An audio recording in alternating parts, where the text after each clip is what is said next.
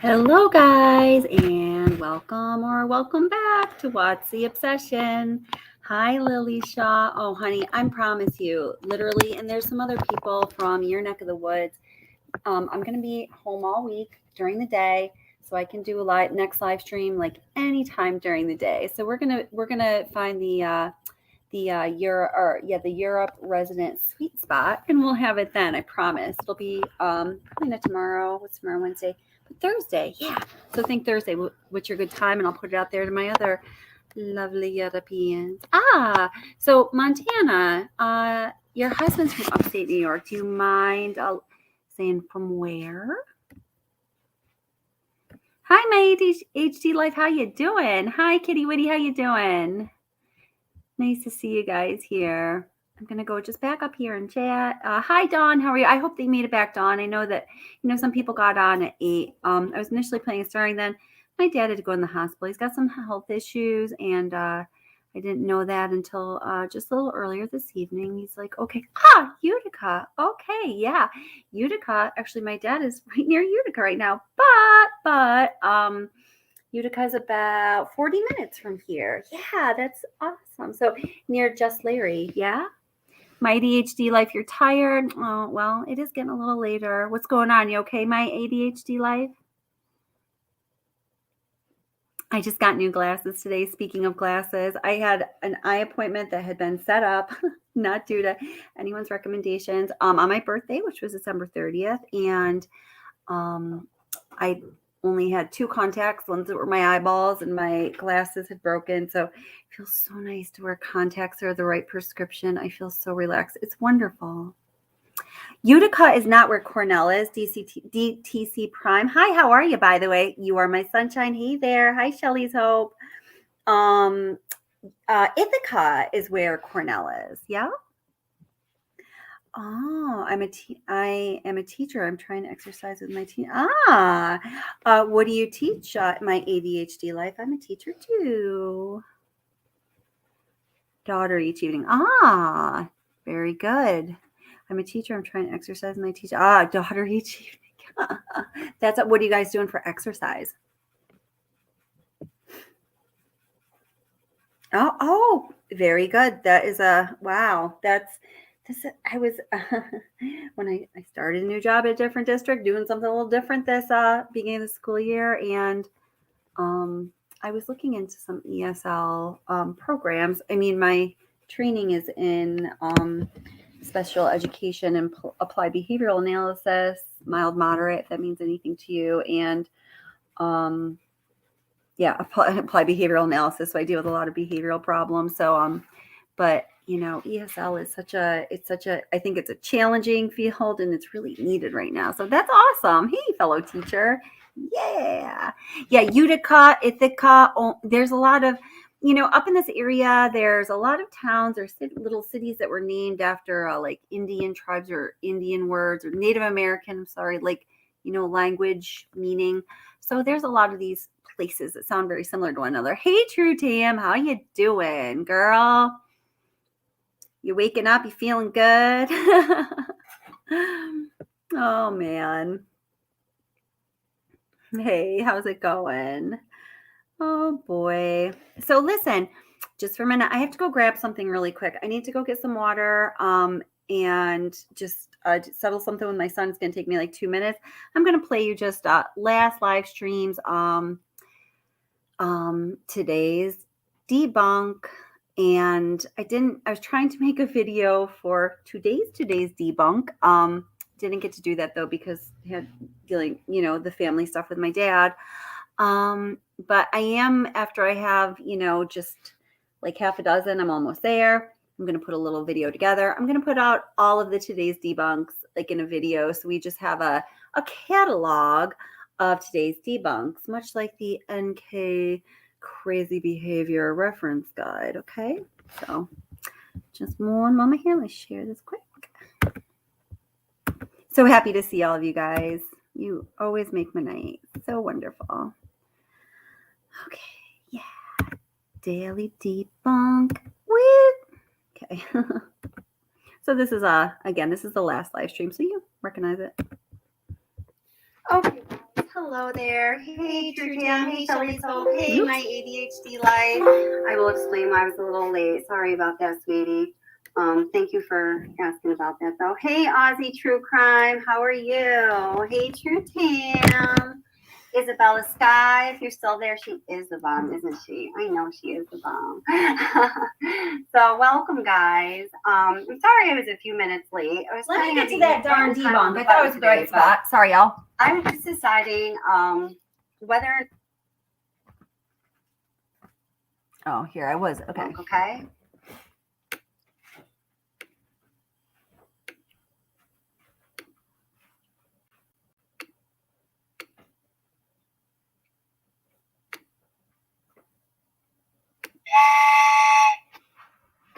And now it's time for today's debunk.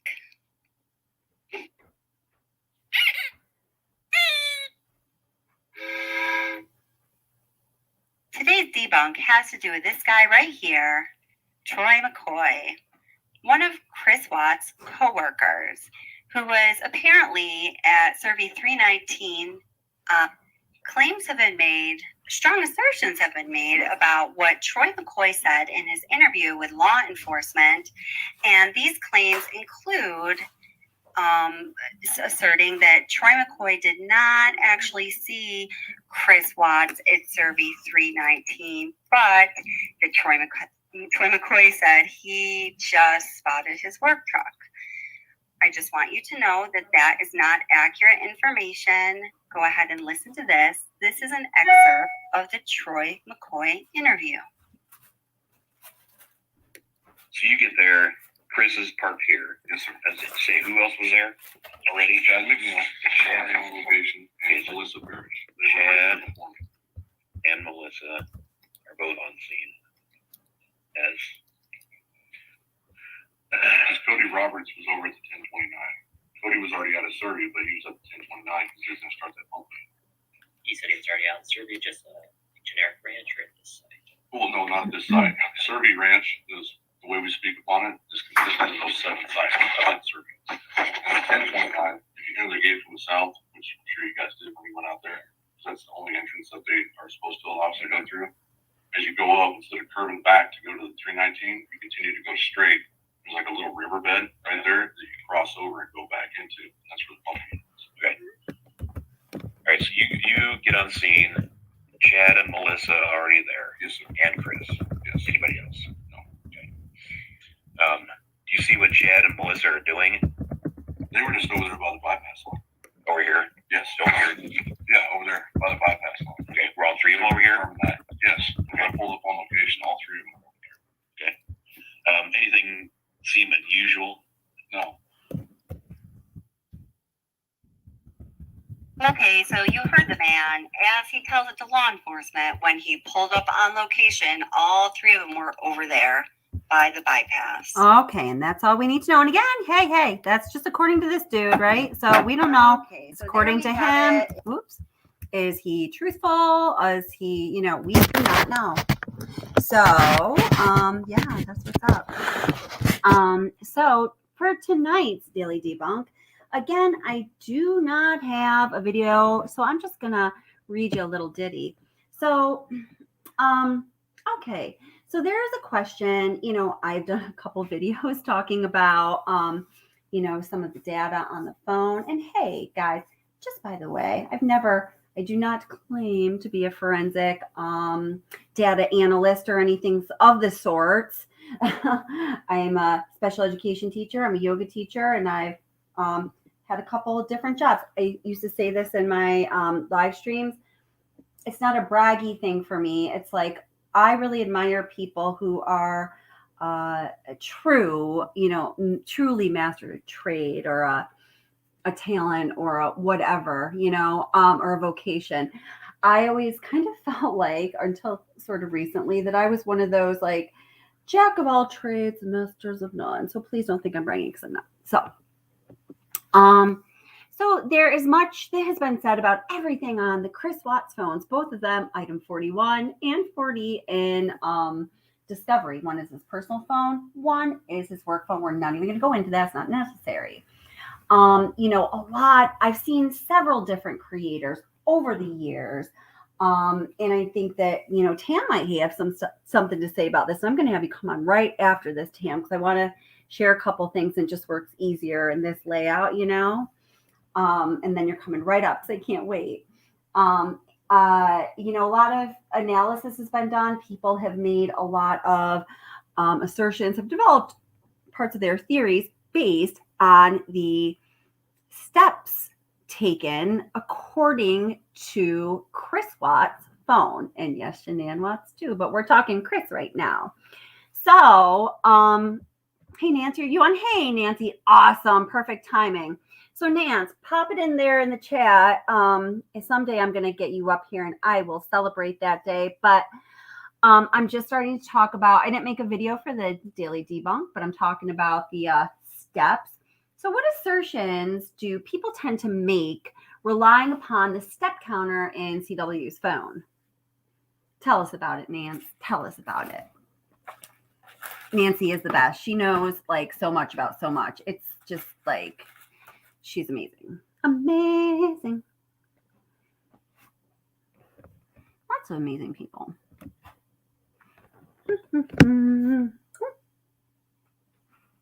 Oh, okay. So Nancy, you can tell us, or Tru Tam, do you have anything, or anyone, chat away. What theories do people base partly the evidence of having? Oh, sorry, I was getting there. Oh, okay. So Nancy, I'm just starting to do today's debunk. I didn't do a video for it. I'm just talking us through it. I'm going to read some parts of Discovery and talk about what you and I discussed a little while ago. So what are some of the assertions or theories that people come up with based on the step counter on Chris Watts' phone the morning of August 13th, 2018, particularly when he was at Survey? And I'm going to pull that up too. Ooh, pretty picture. Oh, where'd it go?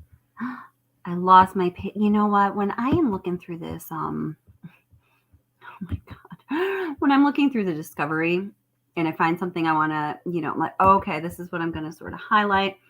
And then I lose the freaking page. I just hate that. I know you can type the page number in, but I just see it just never, it always feels not as easy as it ought to be.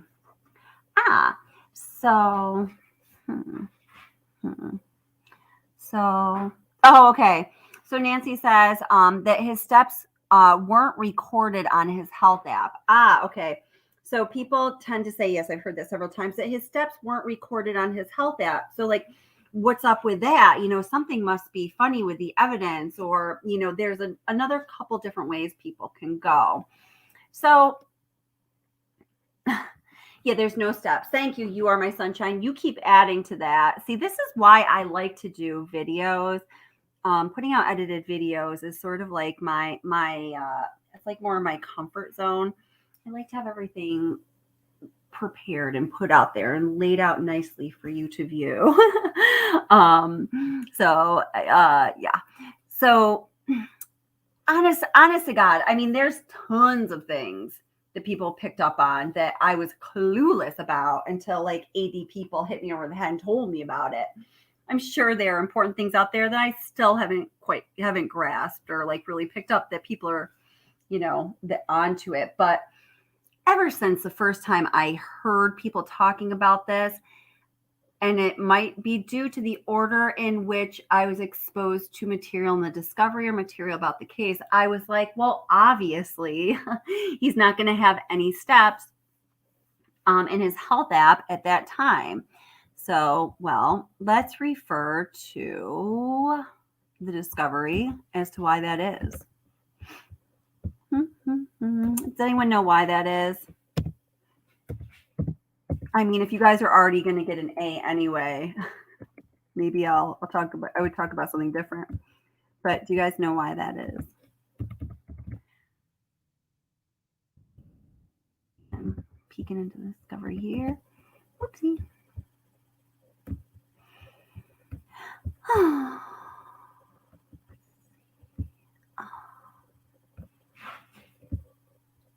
See, this is what I'm talking about. Oh my God, I freaking hate when I lose this. Where is it? Okay. Wow. Okay, give me just one sec here. And here, maybe. Hey, Pride or Honesty, how are you? Oh, you did. I am Pride or Honesty. I absolutely suck with Facebook. I am so bad with Facebook. And I was telling these guys before he came on, we had pushed this hour live back an hour because my dad had to be hospitalized today. I wasn't. Things just went a little sideways with my day. But you probably wrote me back last night. But yeah, I will definitely get back to you. Here, I'm a bad multitasker. Let me type this in my search field here. How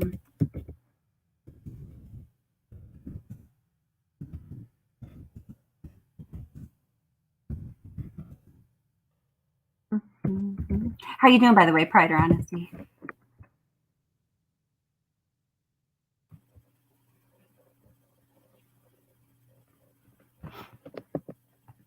And because I'm on a different page, I'm hoping that you said I'm awesome.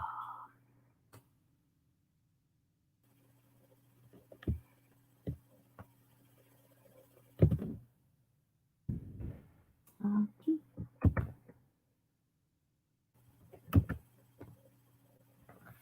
Gosh, this is really just like not going as smoothly as I wanted it to, my friends. So basically, I'm just going to start to tell you what it says in the in the discovery.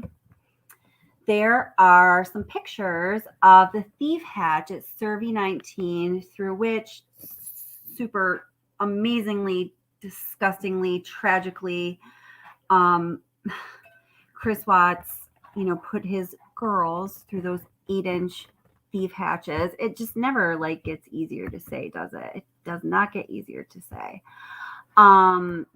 There are some pictures in Discovery that I'm trying to show you here where you can, first of all, really see how small that thief hatch is. The 8-inch, in diameter opening is super tiny, and you can also see if you use the right filter on the pictures, you can actually see fumes coming up through the hole in that thief hatch up into the environment, into the air, that you're at right then and there. It's really very powerful. You slap a couple I don't know, the right color filters. I think a blue filter or a green filter works on it. You're going to see those fumes coming up. So in Discovery, it was, they made there's a whole section that talks about having to use certain safety flashlights when they are going up to the top of the oil tanks and looking in those thief hatches down into them to see if there is anything in there that is worth risking lives to go save. Because as you'll remember, they did not at first blush think that it was even possible for Chris Watts to put, the girls down in through those thief hatches because they were so incredibly small. So there was a lot of safety protocol. You can tell this just by reading the Discovery that was around what you could bring up to the top of the oil tanks where there's an opening into the crude petrol oil, or what you can even have around that environment. It's a very obviously highly flammable environment, and anyone who works for the company is going to be well aware of this. There has been extensive training. This is also noted several times in Discovery, and I'll be putting this in my today's debunk video. And then I just, did some research myself like we always do because we're all cuckoo. And, the protocol around, what kind of electronic devices you can have around crude oil tanks is just insane. So there is absolutely no way in heck, because I do not believe at any moment in time did Chris Watts truly want to, lose his own life. I don't think that at all. I don't know. What do you guys think about that? He was not going to bring either of his phones up to the top of the oil tanks when, he did what he did. Okay. So that is why there are no steps recorded in the health app. This is, that I believe this. This is just what I've always thought about that one small point. And I think that this reasoning is a good example for us to look at when we begin to look at, discuss, and generally debate some more complex issues in the case. So, when I was in school, I had a professor I had for several courses that, always like to refer to Occam's razor, which I'm sure many of you are familiar with. And the theory of Occam's razor essentially says, if lost for explanation, the simplest, most direct explanation is the one, go with it. The convoluted, complex explanation that requires many conditions and contingencies and variables and planets to be in line in order for it to happen, that ain't usually the one. That's like the one-off. That's the miracle. That's the Hail Mary, the hole-in-one, whatever, right? So, anywhoosie, that's that. So, Tru Tam, you want to come up? Hi, Utter Nutter. How are ya? Hi, Kelly. Hi, Tru Tam, Tru Tam, Tru Tam. Detective Dee Dee. And I said hi to Molson Man, but hey, Molson Man, I'm going to say hi again, and I'm not going to call you Miss Man. You are my sunshine. Hi, Marissa Fernandez. How are ya? Why can nobody find him in the prison database across the USA? And why are there no death certificates for the victims? Honest question. I love how my girl, Marissa Fernandez, she comes into chat like guns a-blazing, fully loaded. She's like, I've got my ammo. We're stocked. We're ready to go. Let's do this with the questions. I really do admire that about you. You know what you're trying to find out. And when Tru Tam comes up, we will ask her some of these questions. Okay. I'm my usual self. Not sure what that means. How are you? I'm not really my usual self, and I do know what that means, and I'm not going to go any further into it. But that's interesting. We are on polar opposite side of the universe. You Are My Sunshine says, I think someone else put the girls in the tanks. He didn't have enough time to do all that by himself. No steps recorded. So, You Are My Sunshine. What do you think of the explanation I just gave you for the no steps recorded? I do truly believe that let's just say for argument's sake or for discussion's sake that he was going down those stairs with the adorable little precious souls. He did not bring his phone with him. I mean, he could blow himself up and he knows it. And I think Chris Watts was way too into himself and the Dirty Empeñada to want to kill himself. I just don't think that was his deal. This is just my opinion, and I respect yours. I really do. And I do think he had enough time. And it's not because I just sit around here and think, enough time, not enough time, enough time, not enough time. Yeah, I think he had enough time. So I have not been to those oil tanks myself. I have not tried to run through any of these exercises and timed myself. But I have watched what I consider to be pretty valid and reliable claims and conclusions made by some pretty awesome creators. I always go back to Dr. B, True Psych Word. I just think she's a bomb. She does a great video on it. So, yeah. So, okay.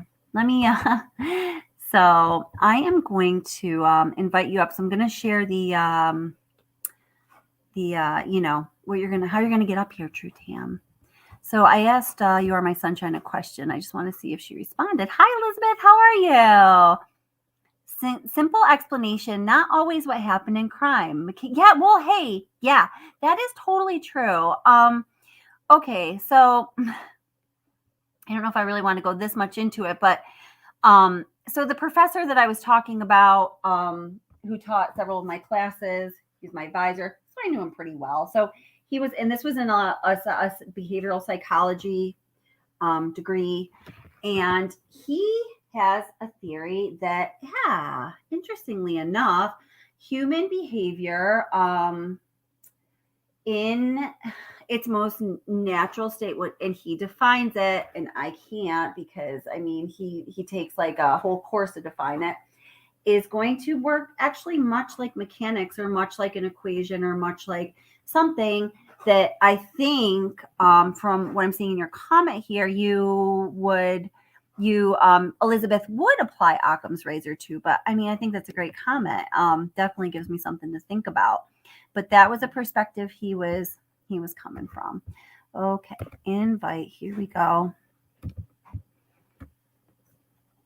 But I don't know, maybe not. Gosh, so many smart people, talking about it. So many smart people talking about this case, bringing awesome things up all the time, things I have never thought of. And I've been thinking about this case a whole lot. All right, here you go, Tru Tam. And You Are My Sunshine, if you do have a chance to respond, I'm truly curious as to what your thoughts are on that. So I will make sure to read it. Okay. So Tru Tam, oh, here she is. I don't think the girls were part of his play. I don't think so either. Yeah, I agree with you on that. You Are My Sunshine. I really don't think that they were either. Oh yeah. So I just asked. Yeah, I think you got it now though. It was an hour and 40 minutes, or it was an hour and 40 minutes. Not yeah, right. I mean, it was a lot of time. It was 20. Wait, hold it. All right, we got to talk about this.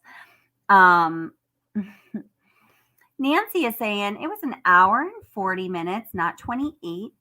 Okay, and then Detective or TD, I'm assuming it's Detective. Is that correct? I don't want to say your name wrong. Says nope, it was 28 minutes. Can one of you please clarify what it is you are referring to, and let's see if we can get to the bottom of that.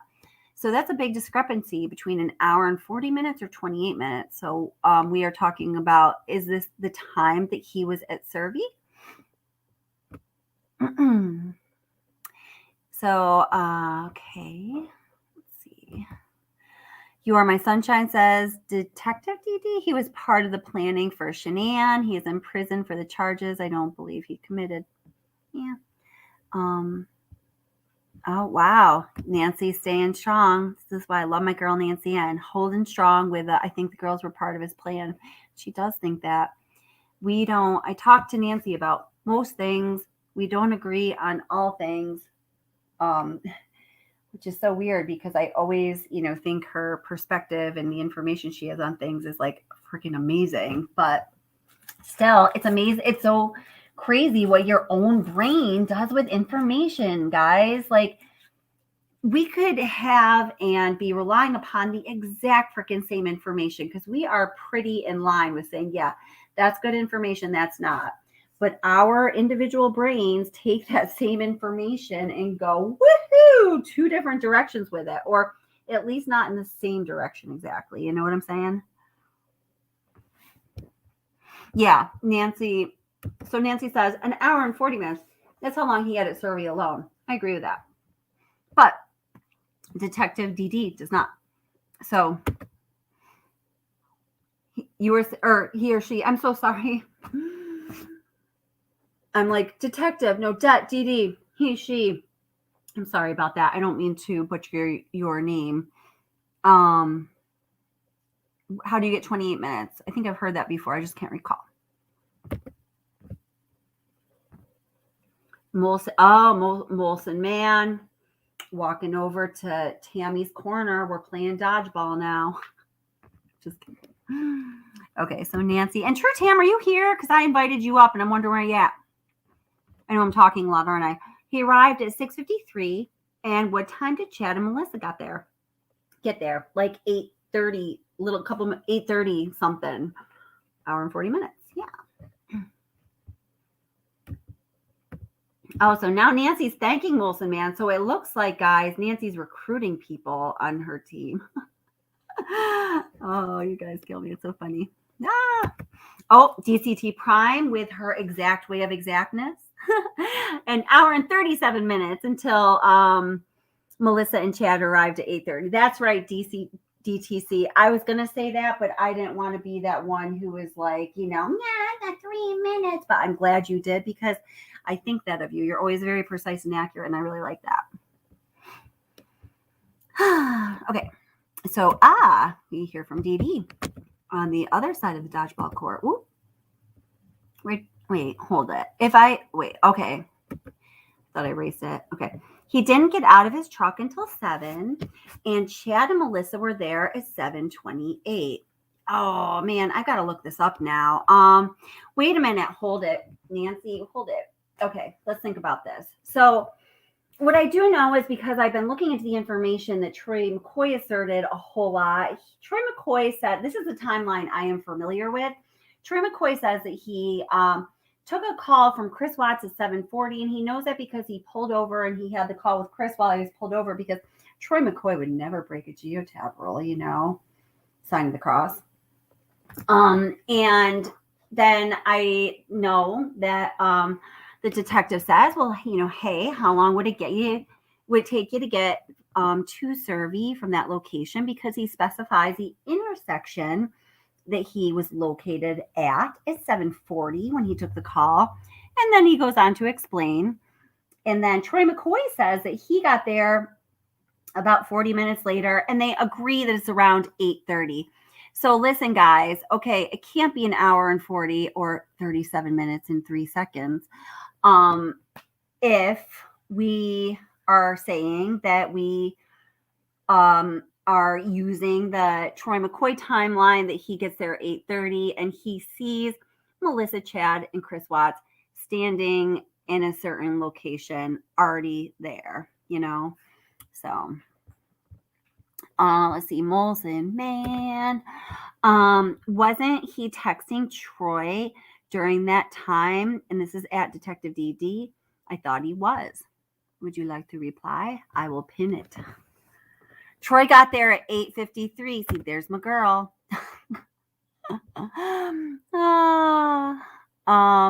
And why can't you speak on Bluetooth hands-free?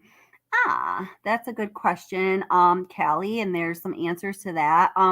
There's also some things about geotab that I think are material in this case that haven't really been discussed. Nothing that's contrary to anything anyone has ever said, but maybe we'll go into that real soon. Okay, so now, Nancy, okay, according to the other channel, okay. So, here he is, Detective DD. He was texting and talking the whole time. So how could he have done anything with his hands? Who are you talking about, Troy or what? Would you like to come up and talk about this, Detective DD? If you want to, you're welcome to, rather than just typing. It's up to you. Don't feel pressured, though. Don't stop typing. If you want to keep typing, do that. And then You Are My Sunshine says, the geotab didn't detect passengers in CW's truck. They did not. They did not. That's true. And so you're talking about, okay, so Chris, you're saying, was texting and talking the whole time. Yeah, I mean, he was, right? I believe that for sure. Tru Tam, where'd you go? Not that you guys are perfect, but I know that she won't really want to come up tonight. And a lot of people wanted her to, so I wonder where she went. Hum.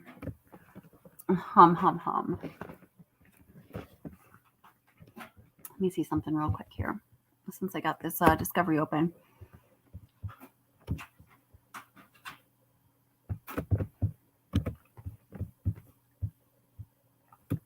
So while I'm taking a look at this, I'm so sorry I'm chewing. That's so gross, but because I went to see my dad, I didn't have dinner. I just there was like a chocolate thing here. I had to eat it. Let's see. Oh, this looks like NK crap. Oh, NK, where art thou, NK, or whoever you are calling yourself?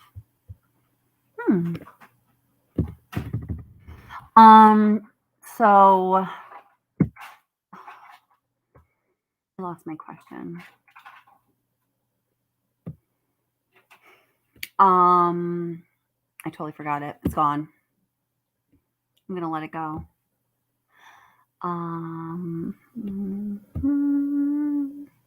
Has anyone else read AD's book? I was talking to one of his moderators today, and I was thinking a lot about some of the things she had to say, which led me to think about. I read his book, I liked it. I really liked it. I thought it was good. It was. I don't say this to be. I didn't have an expectation that it was going to not be a good book, but it was different than I was expecting it would be, and I liked it better than I imagined I would. So just curious about that since it's on my mind. All right. Let's see. Oh no, Marissa Fernandez, please let's not go there. Let's not go there. They all have those white shiny actors' teeth. Please tell me you're not talking about who I think you're talking about, because I just can't go there. Oh, that was way back. I don't know how it scrolled way back up there. I read it, got it right here. What'd you think about it, DTC Prime Time? Oh wait, you read the book or you read the discovery? I was talking about two different items that one could read basically at the same time. So Detective DD says the timeline of the coworkers getting there was another mix-up on purpose. It was definitely 7:28 a.m. That sounds reasonable. I don't know, because I'm a little confused on that right now because so many things have been thrown out, and I'm trying to look it up right now according to the discovery, but sounds reasonable according to what we know that their typical work morning would be like, and a reasonable timeline, but I don't know. Yeah. And Nancy N says, can we verify the timeline of the coworkers? Where's the information from? DD, I'd like to know that as well. It was DCT Prime must be talking about the book, because she says it was very detailed. The book, it was very detailed. It was. Did you like it? Did you enjoy it? I know there were some like little editing things. Apparently those are being taken care of. But hey Cecile, how you doing? Cecile says, any transport of the victims happened in a non-Endarco, so a non-geotab vehicle, right? All Endarco employees are too aware of the geotabbing. And I think that there's definitely something to it, and you may be spot on 100%, ding, ding, ding, ding, ding, ding, ding, correct. But I sometimes when I'm thinking about this case, I think of it in a certain way, and sometimes I think of it in another way. And when I say it, I'm referring to Chris Watt's frame of mind. I don't know, but hi Angie B Love, how you doing, sweetie? But I do consider at times that Tam lost power. Oh my God, tell Tam to go light up the earth and get her power back on. Is she going to be coming back on? Let me know if you have an answer on that. And no matter what, I love her to come back on if she can. If not, we'll do another day. Sometimes I think, sometimes I have this possibility in my mind that he may just been out of his goddamn mind that morning, and things that, a normal person would think of, or that he would think of on his normal, responsible, everyday day, maybe he wasn't thinking of that morning. Maybe, I don't know. So let's see. Hey, Misty Wilson, how are ya? Oh, cool. So she read the books too. So DTC Prime did say that it was not very speculative. It was very matter of fact. Yeah. Mm-hmm. Yeah, it was. Yes, I agree with that. Dee Dee, you're asking for Tru Tam to add. Apparently she lost power, so we're waiting to see if she can get back here. Hope she can. Angie B. Love, so happy you're here. NK did sell her truck in a damn hurry, didn't she?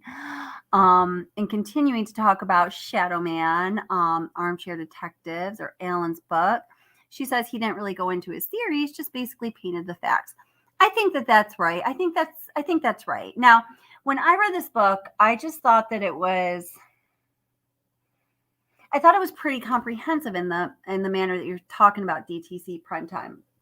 And I think that I liked that about it because I bought it for two of my friends who don't want to know a darn thing about this case. And I'm like, no, but really, come on, watch this video I made. Watch this video I made, friend. They just they were a little, it found it to be upsetting. They didn't want to know anything about it. They're both really big readers.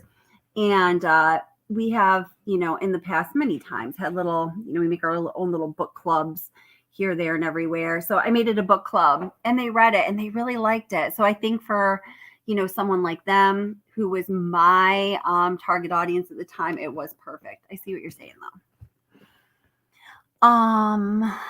Okay. So Kelly says, I just don't understand the lack of dogs hitting on his truck. Oh, I have, done as much research as I possibly could on that. Did a couple videos on it. I know a lot of other people have too. I was going to say I could speak to that. I don't know if what I would be speaking to would be the same that Callie. So can you expand any more on what you do know about the dogs not hitting on his truck? She then says, if a body was in there, like Shanann, deceased, I would think the dogs would go crazy. Well, yeah. So, So I'm going to keep this up because I'm going back to it.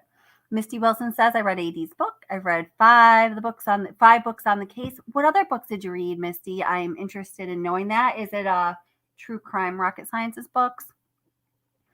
And did you like the book? Let's see. Yeah. Then You Are My Sunshine asserts that Shanann was not in the truck. He did not transport any of the bodies. Oh gosh. This gets rich. I'm just like, this is just the discussion that's going on out there. It's just like, whew. Oh, Montana says, Kelly, she said she'll be back as soon as she can. Awesome.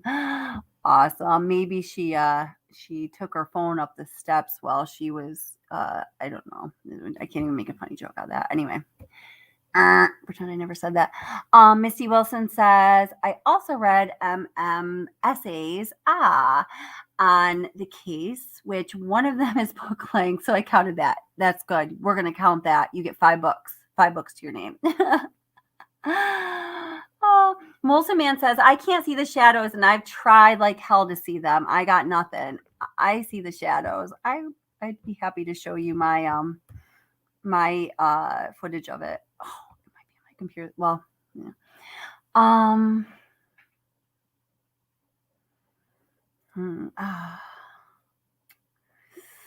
Yeah. Oh, yeah. Okay. So what you're saying, Dee Dee, I know that Tru Tam would want to speak to. So we're going to see if she gets back here. Okay. So Angie B. Love. Okay. Let's talk the dogs. Okay.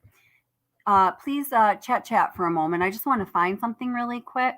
I will be back here talking and whatnot, like within 90 seconds. It's not going to be a I'm gone forever kind of thing. Okay. So we can keep things moving along. You guys are so great. Such smart people all the time. I love it. I like smart people. I like people that aren't smart too, but it's just I can't believe that it's just amazing what people, the attention to detail, it's from so many people. It's just, wow, man. Like we're trying to do this case right. Like it's just, it impresses me, I guess that's what I'm saying. All right.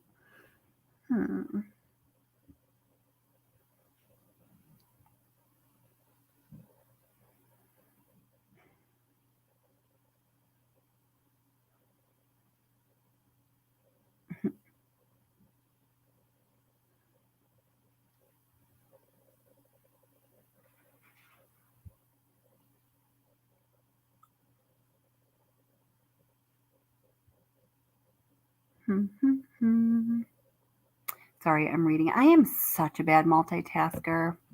I'm interested in, I always like to think about things in terms of, is there really truly a gender divide in the statistics on this? So, are you guys good at multitasking? I never have been, don't care to. I always say I'm fine with, trying to give whatever it is I'm should have my attention on, my full attention, but that just might be an excuse.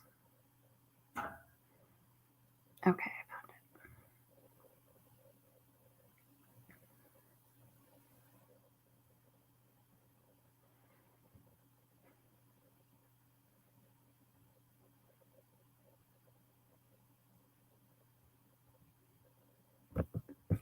I think this is it. Let me just take a look real quick.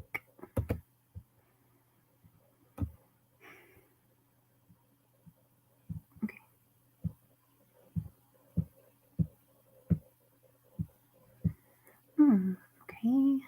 Okay.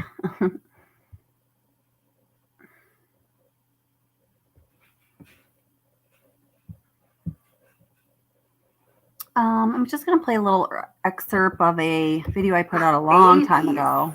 Oh my gosh. And also that we know that this man lies like a dog. And we've got to do it right. We've got to do Let me make sure this is the right True spot. sociopath, skilled in mimicking normal behavior.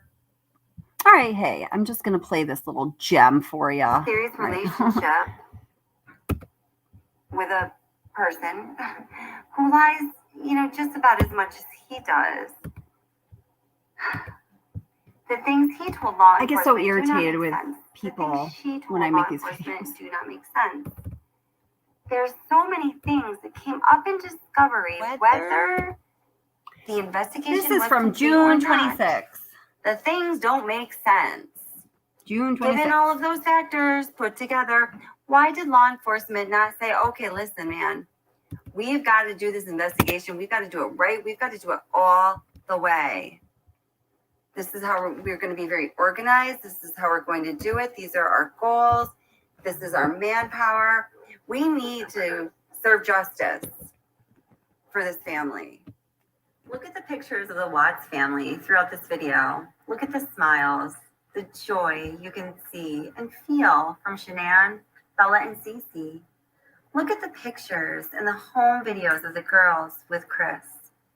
Even the truest sociopath, skilled in mimicking normal behavior, and Chris may have been just that, a sociopath mimicking behavior. Even the most skilled sociopath cannot imitate deep emotion and love that well.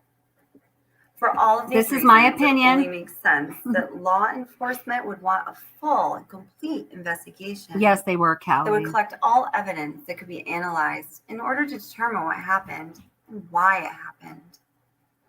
Guys, there were so many questions surrounding this triple plus murder of this young.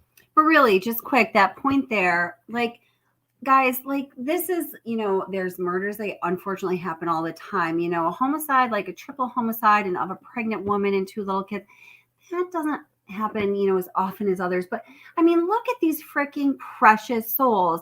If you are someone on law enforcement working as your, a sworn oath you have taken to your community, to your country, to yourself, and to your honor, don't you think you're going to make sure you do a damn good job ensuring that every stone is overturned and justice is served for these little precious sweethearts? I just cannot even. A beautiful family. And the murdered family had family and friends. Lots of them. Lots of them. We've heard from so many of them who needed answers. So it really only makes sense that law enforcement would have carefully taken every possible step to resolve all questions in this case, but they didn't. There is tons of missing evidence. Here, now we're talking, here comes the work truck. Let's start by looking at Chris's work truck. This is a huge. This is what I was trying to get right evidence. to. Sorry, it was And law so long before enforcement it. failure, it just is. It's huge. Let's start by looking at what we do know in regards to Watt's work truck. First of all, we know that on the day that law enforcement was alerted to Shanann and the girls being missing, very early in the game, they were given footage of Watts backing his truck into the driveway, and they heard from neighbors that that was weird. We also know that in the Watts interview with CBI's Tammy Lee and FBI's Special Agent Graham Coder, Tammy Lee gets frustrated when talking to Watts. And she at some point tells him that there is no way Shanann and the girls could have left the house other than in your truck, Chris. We saw your truck that morning, and describes a little bit of what it did. And we did not see I'm getting to that pride or honesty. Shanann leaving with the girls at any point. And her car is still there. And her shoes were there. And Chris, the only way they could have left is in your truck. She knows this. She tells them that she knows this. And all the world knows that she knew this when we watched the interrogation tapes. We also know that the bodies of Shanann, Bella, and Cece were recovered from Survey 19. We know that Chris Watts went there to Survey 19 first thing in the morning on Monday, August 13th. We know this because Anandarko GPS tracks the truck every 10 seconds, everywhere it goes. And we know that Chris went straight there from his home on Saratoga Trail. We also know that the truck was property of Anandarko. Company policy said that Chris Watts was to only use the truck for the purposes of work and not for personal use. So this means that the girls technically should have never been in the truck, right? Since Chris Watts' truck was not his property, law enforcement needed a search warrant to go inside the truck. Now, this is a huge fact pertaining to the missing evidence, and we're going to come back to it a couple times. Also, from discovery, we know that certain pieces of evidence were collected from the truck. From discovery, we know that that evidence included trace lifts from the driver's side and passenger side rear seats, and DNA swabs from the steering wheel and the center console. So guys, that evidence was in fact collected by CBI. It's in the discovery. They collected that evidence. It was there. It was ready to be analyzed.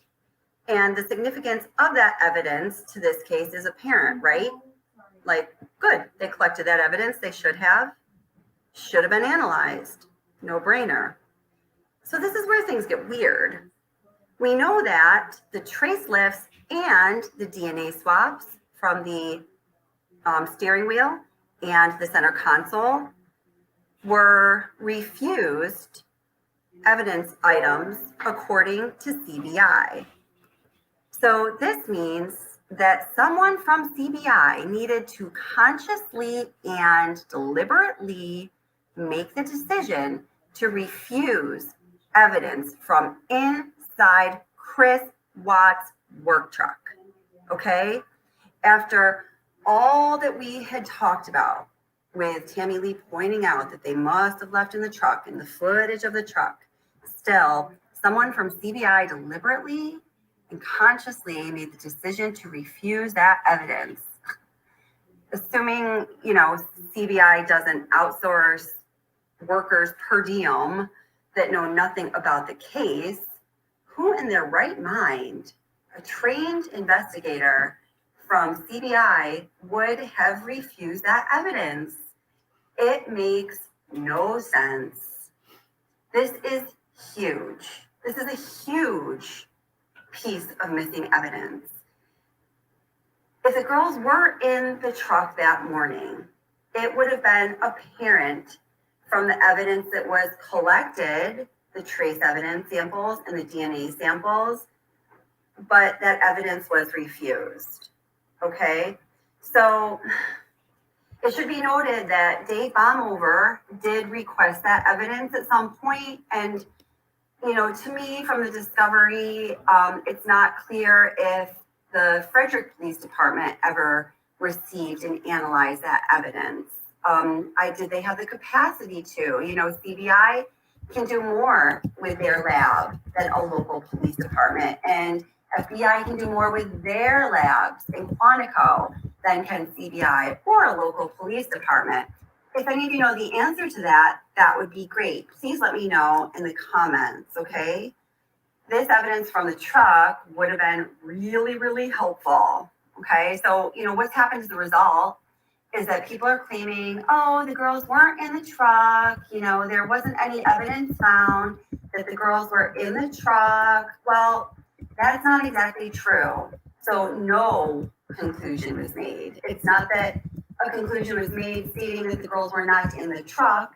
It is just that no conclusion was made, not because the samples were inconclusive, but because CBI did not analyze them. They ended up on the refused evidence list. Okay, guys, let's move on to another piece of missing evidence. Well, there could have been a lot All right, of let's evidence not go from into this this, though. particular Hold it. source in relation to the search and Okay, too much. This would just give too much all at once. So, the refusing evidence. So everybody knows about that, right? There was, very critical evidence that was in fact collected. And then on, the date of the document is September 4th, which is well before when Chris Watts gave his plea deal, which really just hit me sideways the other day. And I've been looking into this and mostly more so right now thinking about this, like WTF for since it hit me sideways. Trace lifts from the truck, driver's seat, back driver's seat console, DNA and trace lifts were all refused for analysis by Colorado Bureau of Investigations. But really, so hello, James. Oh gosh. See, I'm not going to say your name right, but welcome. I'm glad you're here. How are you? So he says, I could see in the video, I'm going to pin you here, someone being picked up and put in the truck. I believe I could as well. Shall we look at that? What do you guys think in chat? We can. We don't have to. I'm going to leave it up to you. I do believe that everybody has seen it. If you want to look at it together, I would love to. And not, that's cool too. We're all good. Let's see. Yeah, Molson Man. Molson Man, I, for the most part, stand right where you're at with the shadow thing. But I go back and forth. This is why I don't have a theory. I can't put a grand theory out there and try to build evidence around it and, put a white picket fence around it and put flowers in the flower pots because there is not enough ironclad evidence for that kind of theory to be developed, in my opinion. Hello, dog handler Jane, you little sweet pie. DTC Prime Time says, I have a really good theory based on my research. Yeah. Oh, man. Okay. All right. Can you just throw me some bones? So DTC Prime said earlier, Tru Tam is supposed to be coming on tonight. Her power went out. I don't know where she is. But DTC Prime got, like how we all do sometimes and did that batshit crazy research last night. You guys have all done it. And she wanted to ask some questions and I was excited to hear what she found. Just throw us a couple bones, DCT Primetime. Would you like to come up on panel DCT Primetime? And again, if you don't want to, that's okay. If you want to, just let me know. I'd love to have you up. Sunflowers in, is that Santa Fe? How are you? Welcome. Nice to see you here. Oh my goodness. Let's see. Dee Dee says, Kitty, one thing many don't know is the original video from that morning hasn't been available in a few months. Since a few months later, all other videos are tampered with. I do not know if that is true or not. I know some believe that. I do not know. One day for sure, I would need to prepare. Oh, just one fact. Just give me one fact. I really was excited. I really am excited about that. So let's see. Elizabeth says, don't believe CW. They were all in the back. Yeah,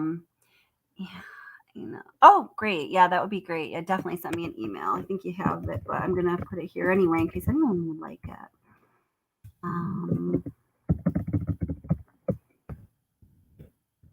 Okay, awesome. Yeah. Good. All right, so there is that's my email.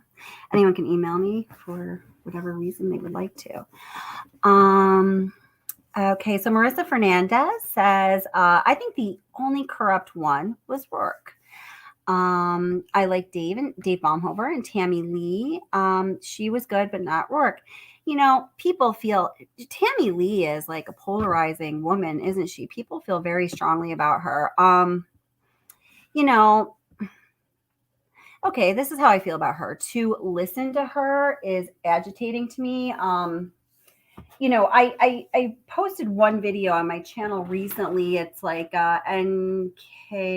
Oh, I know what it is. It's like when NK was speaking about the girls, and there would be like a clip of her speaking about the girls, and then I would alternate that with footage of the footage I could find of their craziest, most like, oh my God, are you ready for this? Like behavior. It was just, that was the video. Like, really? Are you ready for this? NK. But oh no, that wasn't it, because that doesn't make any sense. I'm sorry. It was a video where Chris Watts was talking about when he met Shanann and in the beginning of his relationship when he met NK. And this was from his interview, at Dodge in Wisconsin. I don't know if something's in the air or if it was just this section of the interview where Tammy Lee was particularly obnoxious, but I cannot believe the number of comments people have made were like, I just can't even listen to this anymore. I can't stand the way she's like laughing at him. And, it just really bothered people. I feel that way about Tammy Lee sometimes, but, period. What keeps me open-minded about her is that I have heard some experienced litigators, experienced law enforcement people, and this includes my friend Alex, who's the very experienced defense attorney. He and others, I'm sure you guys have heard, have said that what we are seeing in these interviews, although he thinks are mistakes, some of the questioning is much more savvy and nuanced than somebody who is not trained in interrogating would understand. Basically, they're making it look easy, but what they're doing is more skilled than you realize. Took me a while to get that out. Okay. Yeah, You're My Sunshine. Oh my gosh, Coder was amazing. She says, I thought Coder was great. Rourke, very corrupt. So, Coder. Oh no. Yeah, Graham Coder. That's right, Graham Coder. He was like the bomb. I think that man was just brilliant. He is. Well, I guess that he's one of the two big interviewers that I can think of that has never spoken to the media, that has never spoken out about this. And I do have a lot of respect for that. I want him to talk. I want all these people to talk. I want to hear everything they have to say. But at the same time, I do really respect when somebody doesn't talk about a high profile case like this, because I'm sure there's something of value in it for him if he were to do that. So I think that shows integrity.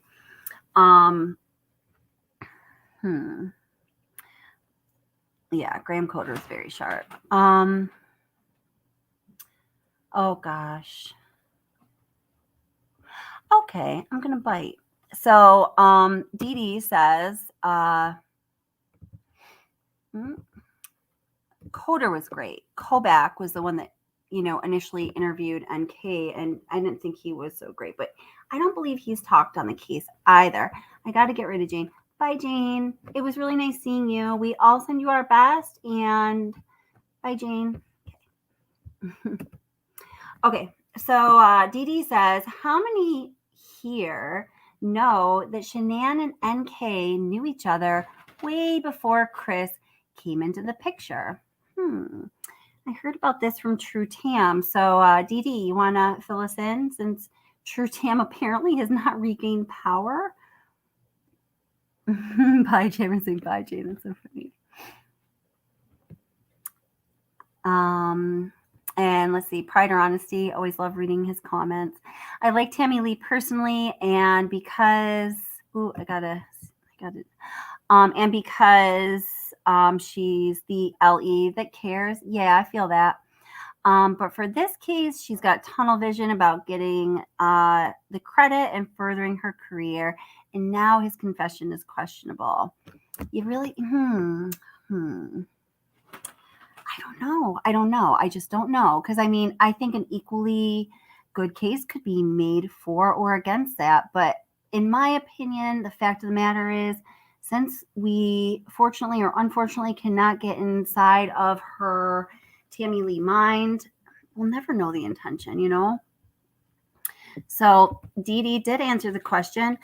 He says, now this is in regards to NK and Shanann knowing one another way before Chris Watts met Nicole Kessinger. Says, when Shanann was doing the fundraiser at the Children's Hospital and NK was part of that, yes. Was that because of like the gym thing? The gym, not gym like leave Jim alone. Leave Jim alone. But gym like I go and I work out at the gym. Squat, squat. Like that kind of gym.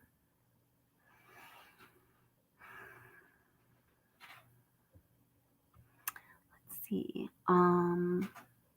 So Marissa Fernandez, I just want you to know I'm not intentionally going by your comments here. As I'm like scrolling through the chat, what I'm doing is I'm finding comments that are kind of responding to the one that I have pinned. So I do want to get to them, but I just want to acknowledge that, okay? Oh, yeah. I'm not sure what Nancy's talking about, but if she says it, I'm with it. All right, Molson Man, let's see. I can find no connection to the Kessinger family in North Carolina, and trust me, I'm trying to make that connection. Amen. I can't either. I don't think it exists. Yeah, Tammy is incredibly sharp. And where is Molson Man? Find Tru Tam for us. Find Tru Tam for us. So you know what? Wait a minute. Hold on. I'm going to call her.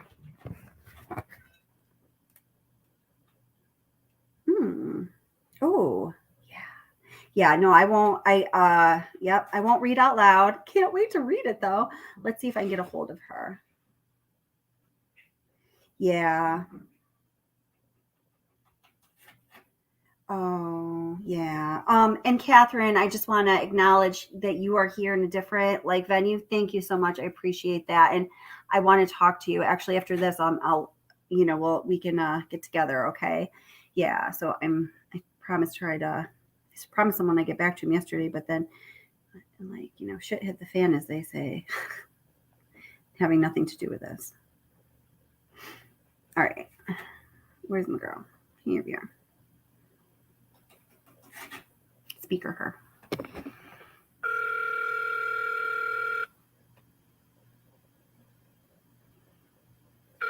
Oh, so Dee Dee said to what I asked about, was it at the fundraiser, the workout gym thing? He says, no, it was a fundraiser, but in 2009, 2010, Shanann was charged with embezzlement, and yes, Kessinger's were in NC at that time. Was she charged with embezzlement? So charges were dropped though. That's what I thought, Debbie McLean. Yeah. Yeah, I was thinking the obstacle course thing too. At DTC Prime, yeah. Yep, that's what I was thinking of. So what was, well, I mean, there was speculation. Okay, that obstacle course thing, DTC Prime, that too was a fundraiser. I think that is the same one where there is a picture of her on like the climbing net. Yeah, I think that's the same one.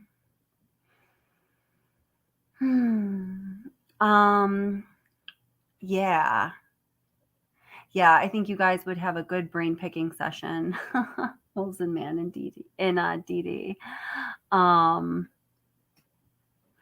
Okay, so Kitty Witty says, Tru Tam always said this was a revenge killing. Revenge for what, Kitty Witty? Do you know for what?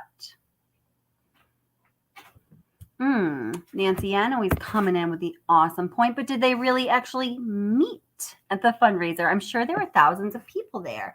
That's right. There were thousands of people at those things probably, because, two people are in the same location or at the same event or in the same geographical space at one time does not necessarily mean that they have met. Very good point. Let's see. I'm trying to pick up one of your comments here. Marissa, let's see. Okay. And Kelly, I see you, and I agree with you usually. Marissa Fernandez says it's the judge's job to make sure the confessions match the evidence. 95% of the time when children are smothered, small children, it's done by a female. I think the stat is maybe that's it. I have it saved somewhere and I don't remember off the top of my head. Statistics show this, yes, but people chose to ignore. Let me get some of my crime stat info up real quick.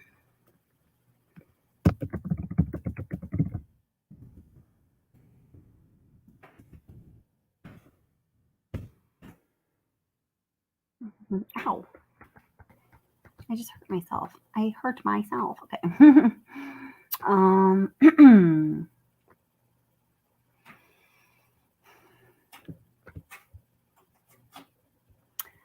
So I either want to be looking at a most current statistic or a statistic that existed in 2018.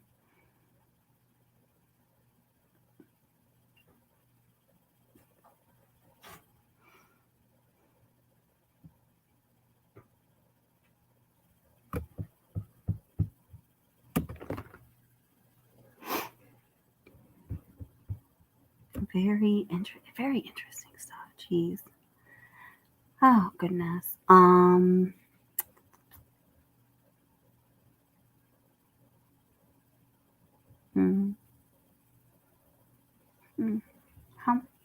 Oh.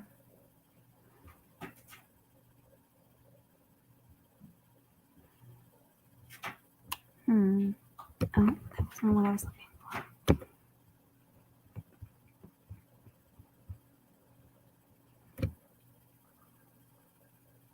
Are you still here on my ADHD live?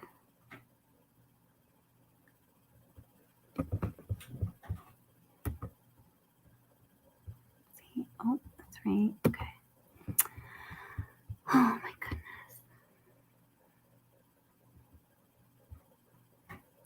If I can't find this right away, then I'm not going to be able to find it as quickly as I thought I would. But I have a lot of stats on material things to this case.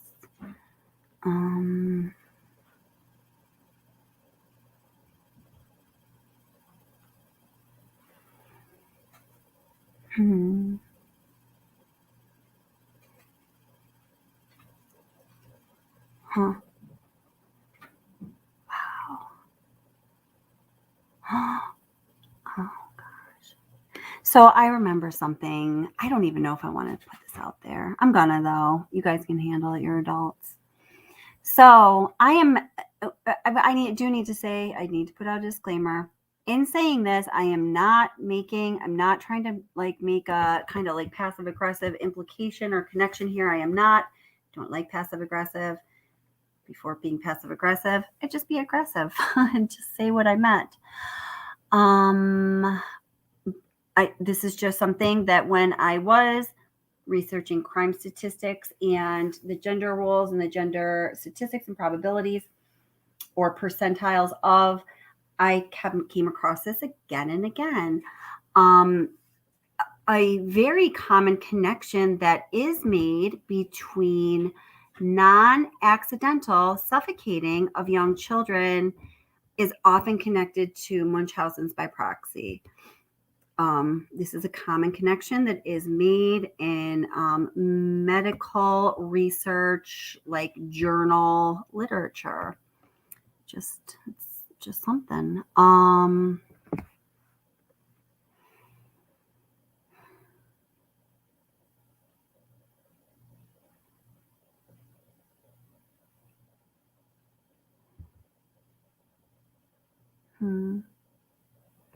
So, suffocatory abuse occurs, and this is, this is hard stuff to hear. So if you don't want to hear it, I'm just going to let you know this is not fun stuff to listen to.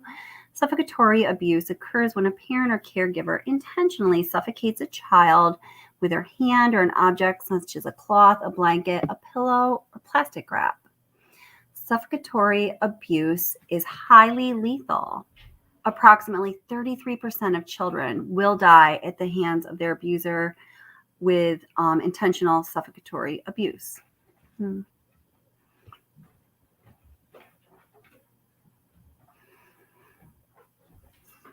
Although it is likely underreported, intentional suffocation is a rare phenomenon, and what is known about it is derived mostly from small case series.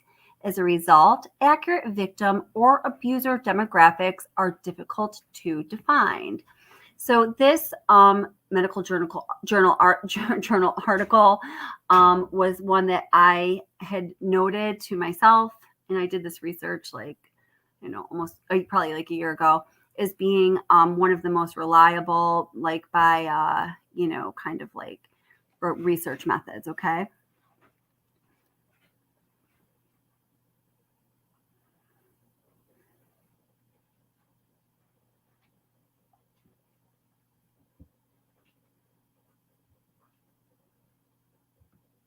Oh, wow.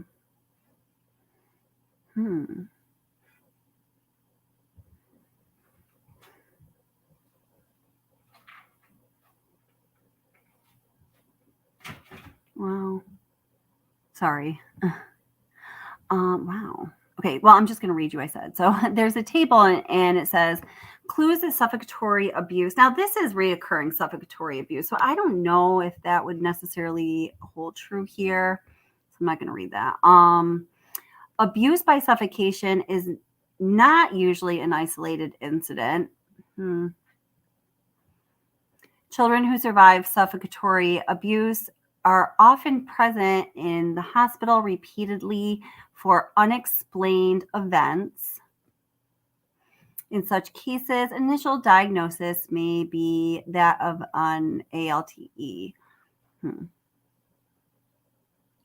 Although numerous medical investigations are performed in effort to uncover underlying pathological process in the child, generally no pathology is definitively found.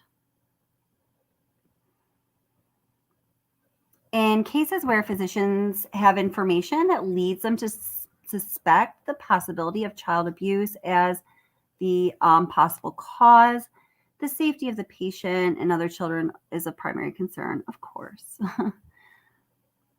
After determining that a child is at a potential risk, physicians have a legal duty. They are mandatory reporters to report their concerns without delay to a child welfare authority. I don't know why I'm continuing to read this. I feel like there's something really good in here, and I can't remember what it. Not really good, but relevant.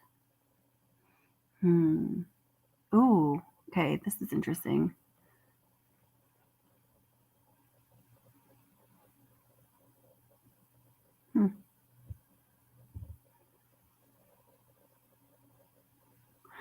So it says, what happens when a child dies due to suffocation? When a child arrives, well, they're talking about arriving in a hospital. Never mind, because it's not going to be relevant here either.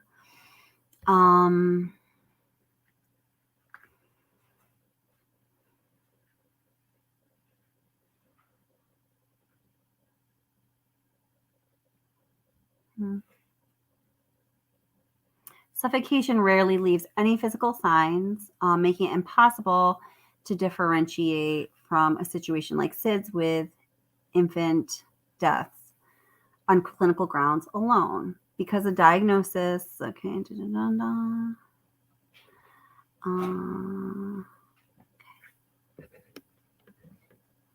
In addition to being able to order autopsies, which is somewhere I don't go, I don't know why I'm here, medical examiners or coroner's offices have dedicated death investigators who collect information by attending the death scenes and by talking to the witnesses.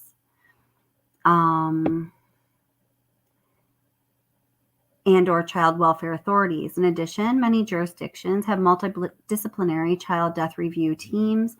As a result, the coroner or medical examiner has to access much more information than individual physicians and is therefore in a better position to rule on the final matter and cause of death. Although the presence of blood in the nose and the mouth of a child may suggest smothering, very few signs are specific to suffocation.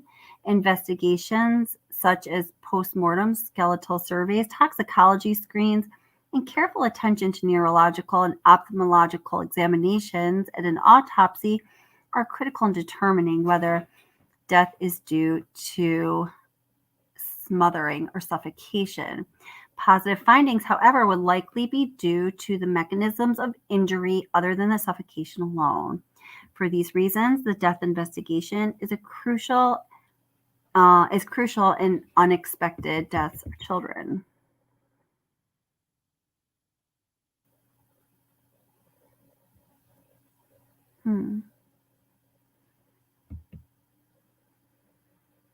Victims of suffocation are usually older than 6 months of age at the time of death.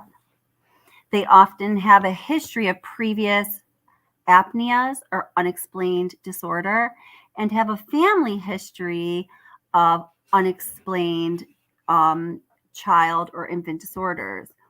Although they may sometimes die during a daytime. Well, this is according to SIDS too.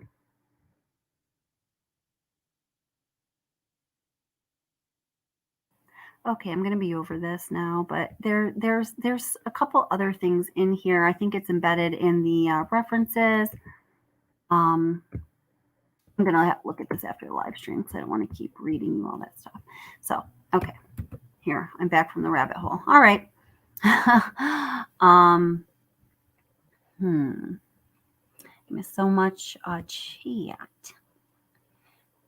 Oh, I hear Cecile says, Dee Dee, this is quite a statement and might require a receipt. Oh, if Cecile's calling out a receipt, I got to see what we're talking about. There's no proof of that either, Nancy. And now I got to really see what's talking about. Shanann was reported for, okay, yeah. So, yeah, I would need a receipt for that. I know that has been thrown around. That was, thrown around a little during my last live. I don't like to keep throwing it. That's why I was hesitant to, read what I just did, because I am by no means asserting that. It's just all of that information is could be something to consider. I don't know. So DTC Prime says it's really scientific, so I don't think you guys would be interested. She says, one thing I was able to look at with autopsies were blood tests, and in my opinion, the girls were alive at Survey. DTC Primetime, I agree with you. I don't know what your background or profession is. You probably know more than I do about that kind of thing, but based on the limited understanding of anything I can possibly understand about autopsies, because that's just way above me, that partly bolsters my thinking that they were alive at Survey. I think, I think that's where, I think at least one of them. Oh gosh, poor little girls. So let's see.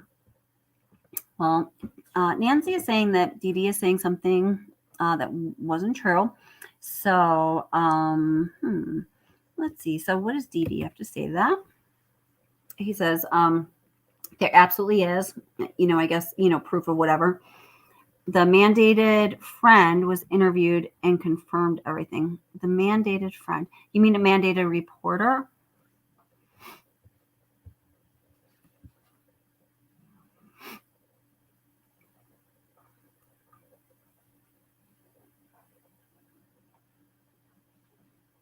Okay. So, okay, I see. So Dee Dee did say that Shanann was reported by a friend who is a mandated reporter. Does everyone know what a mandated reporter is?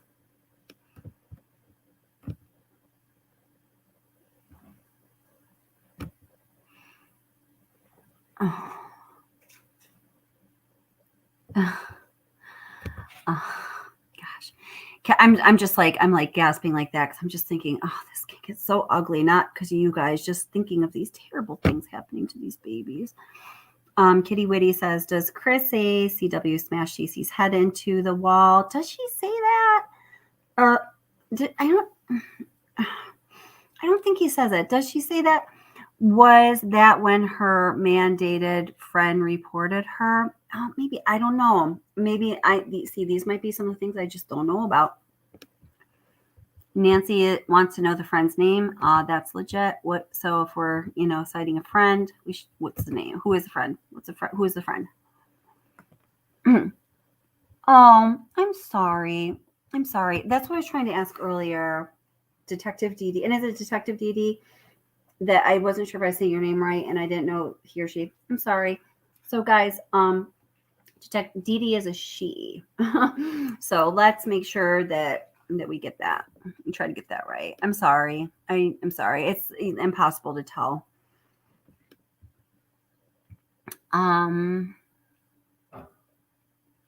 Yeah. So mandated reporters, of course, I am one, are people that interact regularly with children, and due to their professional obligations, they have the responsibility to be looking out for our children, our country's children, our own children, our community's children.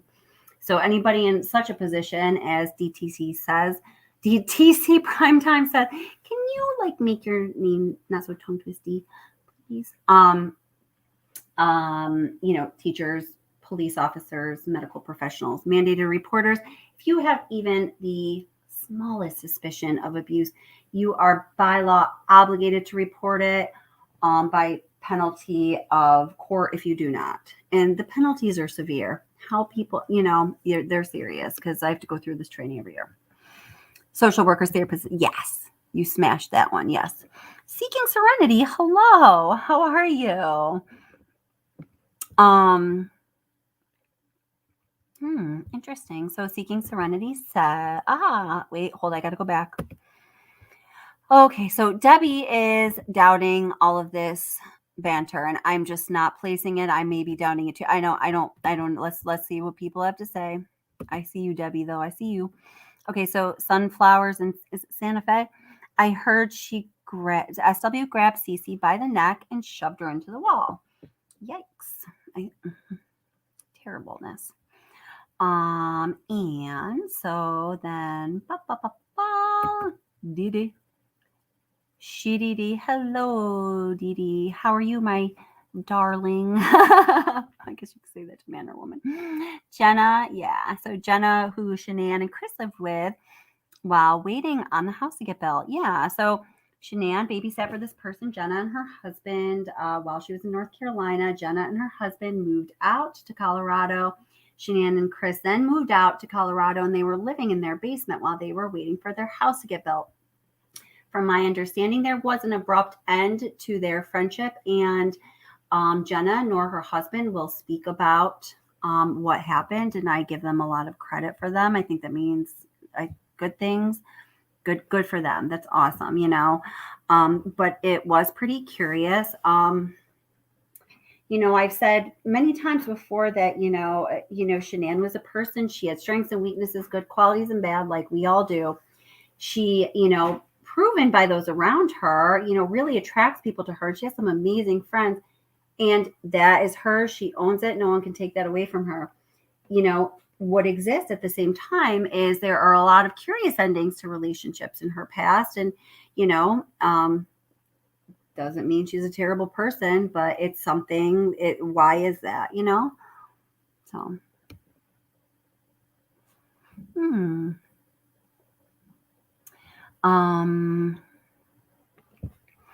Hi, Lisa Wilson. How are you? Okay. So she's saying that the mandated reporter friend was the nurse. that she had nannied for. So that person I was just thank you very much. That was really important. So Marissa, what do you got to say? She can't answer that question. You are my sunshine because it's false. I'd love to dig into the background of the people who tear her apart. I bet their pasts were 100 times worse. You mean Shanann? Yeah. Are we talking about? I'm not sure. Oh, wait, hold it. So Nancy says, "Oh, please, a Santa video. What? Say what? Hey, Legacy Adventures, how are you?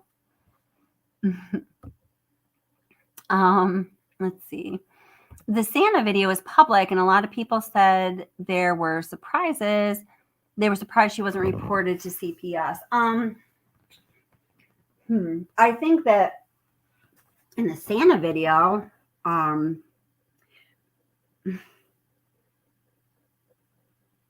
she was, I think I'm going to go so far as to say, I think she was a little emotionally abusive. It could be seen that way. I also can see the side where, you know, she really wanted to make these memories and whatnot with her children, you know, for Christmas. But I personally think she went too far. I know that, you know, my son happened to watch that video with me and he was like horrified by it. And he said, he's just like, Mom, she did not deserve those children. That was his conclusion. And he left the room. He thought that it was really mean. But, you know, I don't know. She was not attending to her child who was having a freaking nervous breakdown. My God. Cece was like, you know, they're sitting on Santa's lap and Cece is crying and screaming for her daddy. Oh, it broke my heart. Seeking Serenity, we just went through. I always thought that the report was more Munchausen's by proxy. Yeah. Yep. Yeah. I agree. Yeah. Yes. Debbie. Yes. Amen, sister girl. And not to say that I don't believe anybody who isn't, you know, citing a specific interview or whatever, but, you know, I got to see it. I've got to. That's, you know. Oh, gosh. So Sunflowers, Debbie, it was on another creator's channel, but it's been a while since it's been mentioned. Do you have a problem maybe typing in chat or like saying what channel it was? I don't care. I'm curious, but if you're uncomfortable with it, you know, that's up to you. Yeah, DTC Primetime. I've never heard anything from Jenna either. Yeah, no one's tearing Shannon apart. No. Yeah.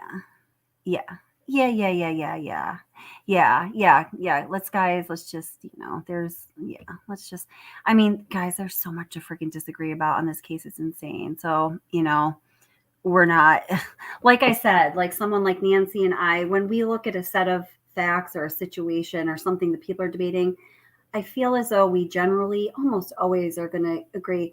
That's fact. That's not that.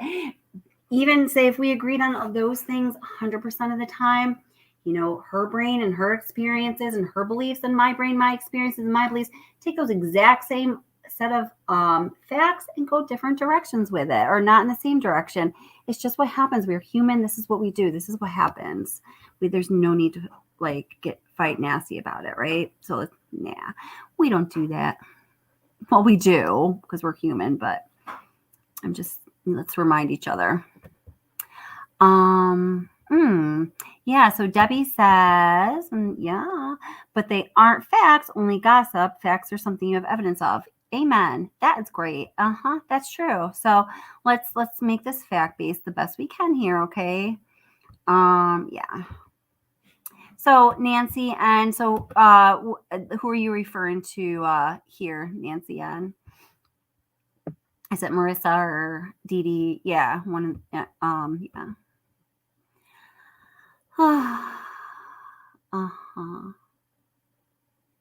Yeah. Yeah. Okay. So Dee Dee says that Shanann had on her own Facebook that she gave the girls Benadryl every time she wanted her time. Shanann said it herself. It's not her putting it down at all. It's just answering a question. Now, to that, I do agree with that, Dee Dee. To that one statement there. It's not whether or not people agree with like everything you put out there, but I just want to make sure we're being fair to somebody who's been murdered, of course. Yeah, exactly. Respectful. Dee Dee says, I'm a mom of 4 girls and never put another mom down because no one is perfect. I do believe that of you, Dee Dee. Now that you're saying that, I think I can recall sometimes you commented on my channel and you are true to what you're saying right now. And yeah, I really respect you for that. Okay. Yeah. Benadryl's not crack. Our kids had allergies after all. That is true.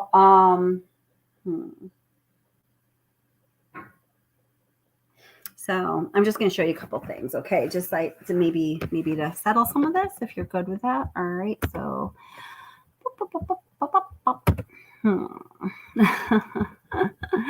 I have all the Watts family footage. I know it's crazy. I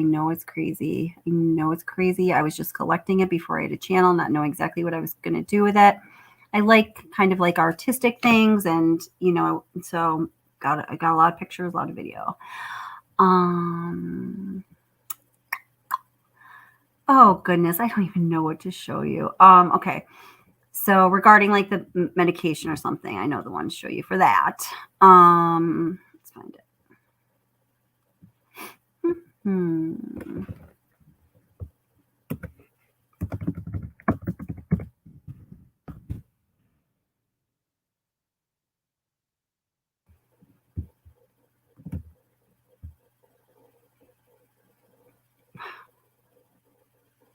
Super crazy stuff, man. Sorry, I'm just scrolling through some of the videos that are out there. Man, people can be freaking crazy. Oh, and then I have another something I want to show you, like a lot. Okay.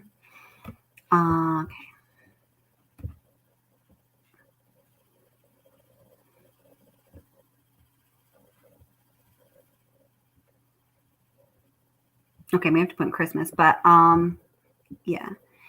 So as I just want to show you a video that I'm not going to show it to you, but everybody should watch it if you haven't. So this is Dr. B talks about, I guess I can just verbalize it. She talks about going to Colorado. She actually visits serving at 319. Have you guys all seen that portion of her video? Because it's pretty like, wow. It's not good to have it every day. I mean, that is a misuse.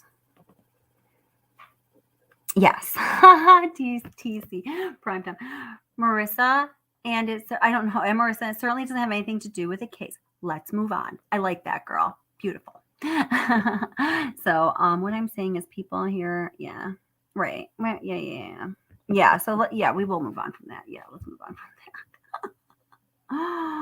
Oh, I love you guys. It is not. You should. I personally don't think you should give Benadryl every day. In fact, I don't think it's advisable to give I don't know. I'm not a doctor. Yeah. No raisin. Now, what I do, is this going to stoke the fire? I don't know.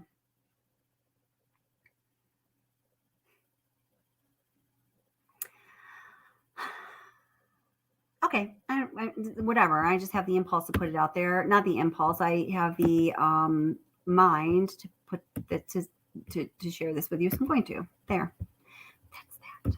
Sometimes it's like so easy to overthink things. Don't want to underthink things, but you don't want to overcook them either, because your mind can do crazy stuff, right? We all know this. My mind can. I'll speak for my own mind. That bitch does crazy stuff sometimes. Crazy stuff when she thinks too much. Oh, Lord. Okay.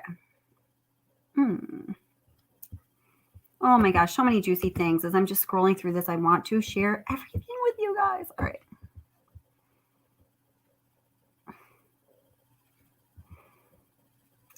So All right. Now, I was going to put this out as like a video. I've been like just editing it. It's almost done actually. But well, yeah. So I don't have it audio, so I can't show you it in that form. But it's that video of when Shanann walks into Cece's room and Cece is banging on the wall and she's, eventually jumping up and down in her cribby. And Shanann is like, no, Cece, no. And then Cece is trying to climb out of her crib. It was just very recently that a part of this video was shown on, I don't even know what it was. I had YouTube on the background. It came on and I tuned into it. Something drew me to tune into it and I saw it in a completely different light. And maybe I just haven't been seeing it the way others have for a period of time, but I want to see what you guys think. Now, please, let's just all be respectful on this, okay? Yeah, that's what we're gonna do. Where'd it go? These girls are just so damn cute. I can't even stand it. They're so cute. So this is, as far as Belle and Cece go, I think that, and they're beautiful little girls. Bella's personality, she was a little more timid. She could be a little more weak. She was definitely a little more frightened of things, whereas Celeste was more bold. She was more adventurous. She was louder. She was definitely one who liked the result of a certain thing she did to get attention. And she figured that out real quick. And maybe, I don't know, I'm an only child and my child is an only child. So for those of you that have siblings or have more than one child, maybe you know better than me and you can chime in here. I think a lot of times that is, how the youngest child is. Yeah. Oops.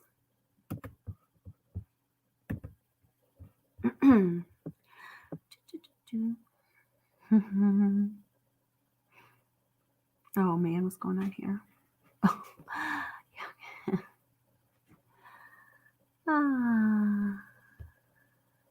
It's way over now. Yeah. Okay. So maybe I shouldn't even do this CC video. Maybe not. Maybe it's time to talk about something, not to just move on altogether. I didn't realize this was going on in here. What's the issue?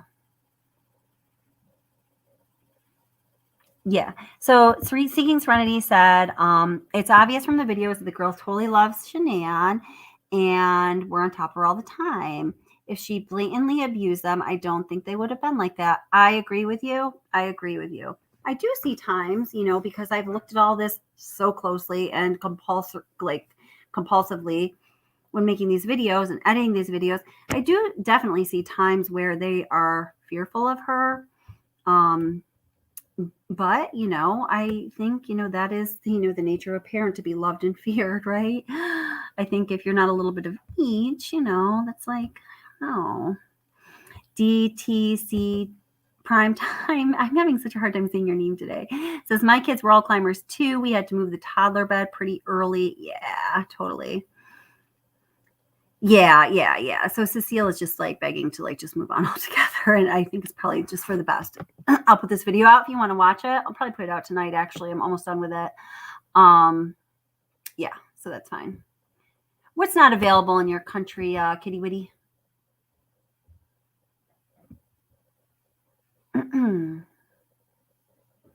Yeah.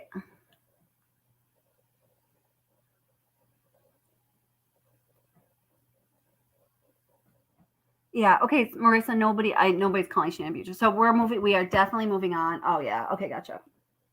Moving on. We're not talking about Shanann abuse, Bella, or Cece anymore. I have so much material about all of that on my channel. If you are thirsty for it, pick a video. Yeah. So, okay. So, shoot. Where... Do you guys have any questions about anything specific? I have I was definitely planning on, yeah, no problem, Seal. That's the right thing to do. I was planning on, having Tru Tam with apparently no electricity come up.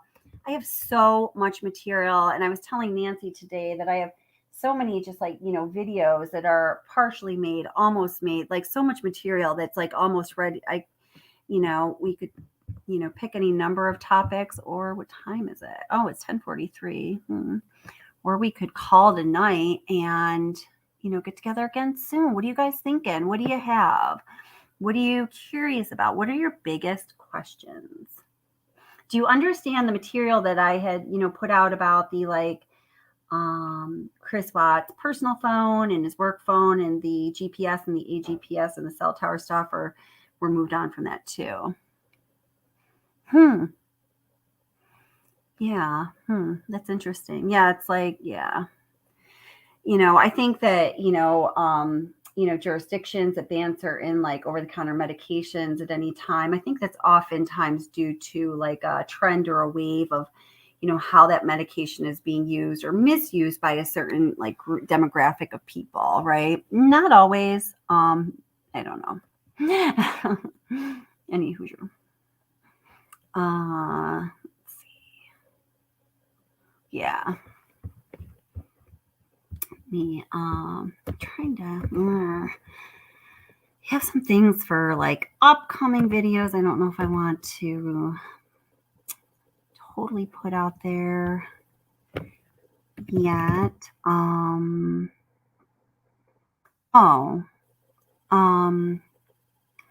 want to just look at the discovery timeline really quick. It's still kind of nagging at me that we sort of left important details about the critical timeline hanging out there towards the beginning of this live tonight. And I'd like to just put some, I don't want to leave it open to this much confusion, because when you leave things open to complete confusion, people are going to completely confuse the crap out of it. You know what I'm saying? Wow, goodness gracious.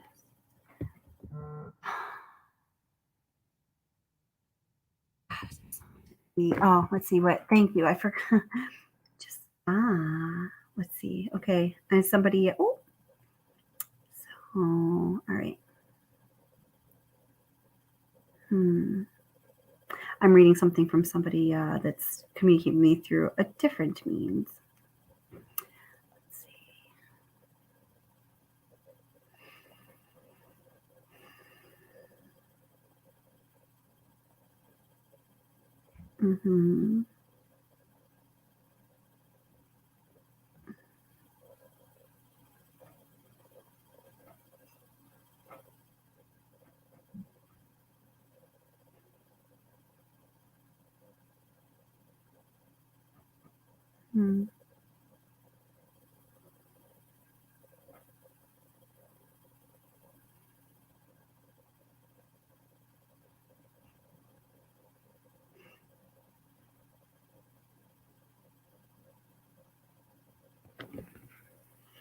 Beaten down. So many questions. Let's go into it below. What if missing case? Something one thing. There's so many questions throughout the case. I'm trying to get to this. Is a long article.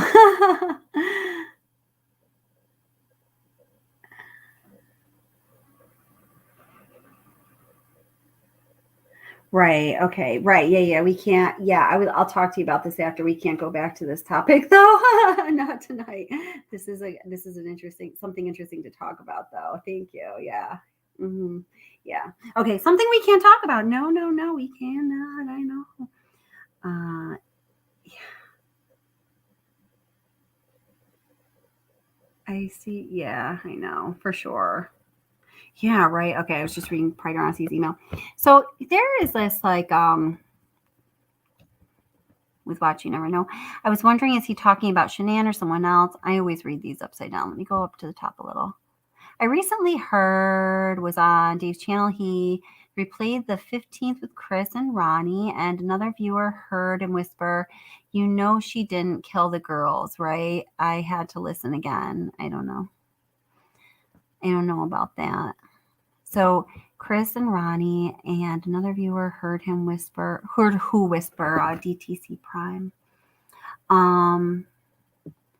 I would really like you and TJ to have an open, constructive debate about phones. Yeah, I would totally do that. Yeah, with TJ, just TJ. Yeah. Oh, yeah, I don't know. When Kristen, yeah. So I'm going to share the discovery document here.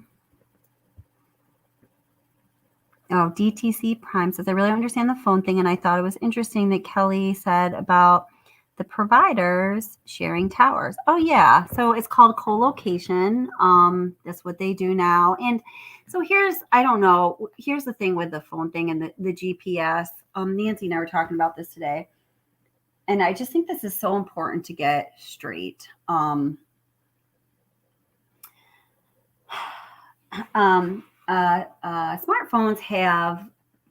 they don't have a GPS system in them. They have a GPS or an assisted GPS system. So what that means is they have a GPS system. And yeah, that is a GPS system, but it basically has no purpose and almost doesn't even exist without a cellular connection, because the A part of the AGPS is assisted, and the assist is the cellular connection. So although smartphones do use GPS, the data will not be recorded or recorded or reported out, and hence will essentially not even exist but for a wireless connection. So yeah, I am certain the information that I put forth is correct. It's been reviewed by people that would easily catch mistakes. Yeah. So many interesting little things in those tapes. Have to rewatch. Yeah. Oh, the Ronnie and Chris talking tapes.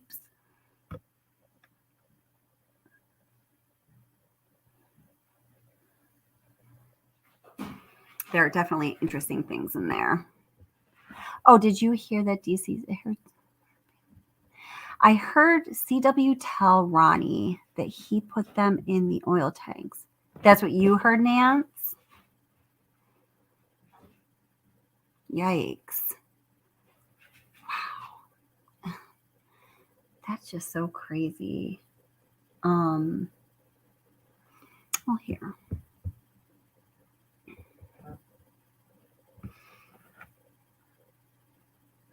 Oh. Poor Joan. Joan's not feeling well, guys. Joan Bradley, who's off here very often. Oh, so I'm so sorry, Joan. Yeah. The hour-long back rub Ronnie gives Chris makes my skin crawl. You crack me up. Oh, Lordy me. All right. Okay, I'm gonna share this with you here. Funny, you guys are hilarious. All right.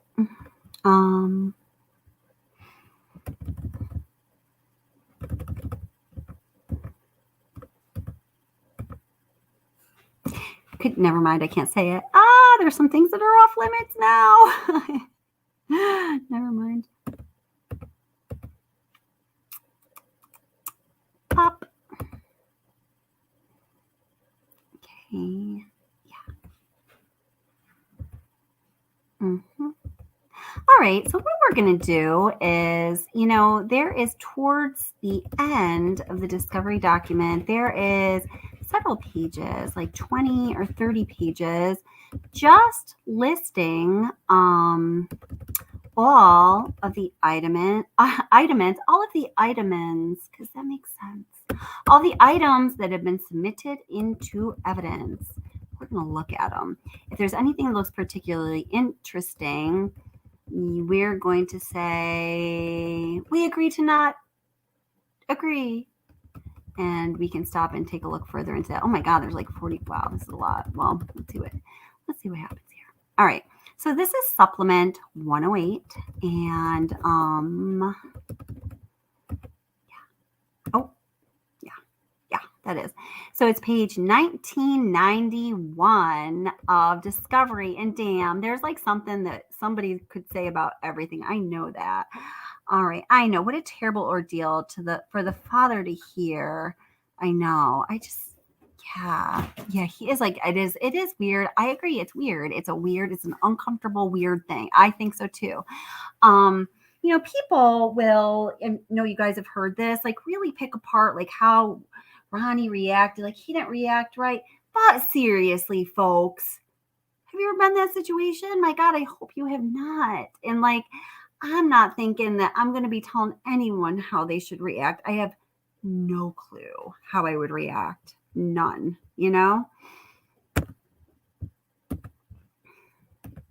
Share the screen. Share the screen. Okay, here we go.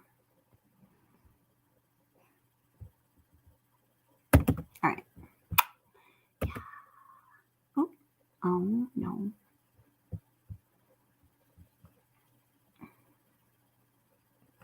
Oh, was this what I wanted to look at earlier all along? Oh, no, it wasn't.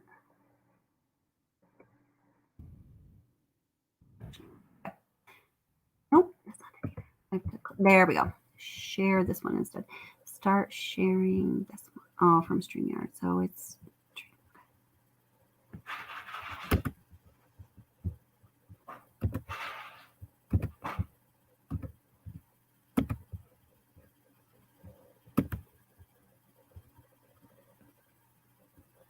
There we go.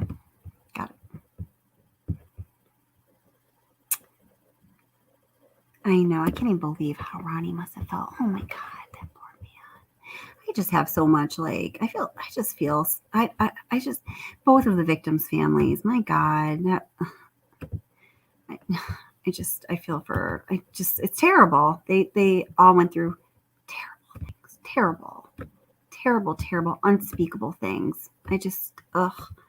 That's why I don't have tolerance for anybody speaking poorly of either of them. I don't have. That's the one thing this channel does not tolerate. We shall not speak poorly of the victim families. Shall not. And if, someone wants to do that, and I know it's not you guys, they can just go take a little break, step outside, go do it elsewhere, because some places do enjoy that. Not here. All right. Oops. Okay, maybe we're going to go back down to, I'm just trying to get it perfectly centered and it's just not happening. So we're going to deal with it as it is.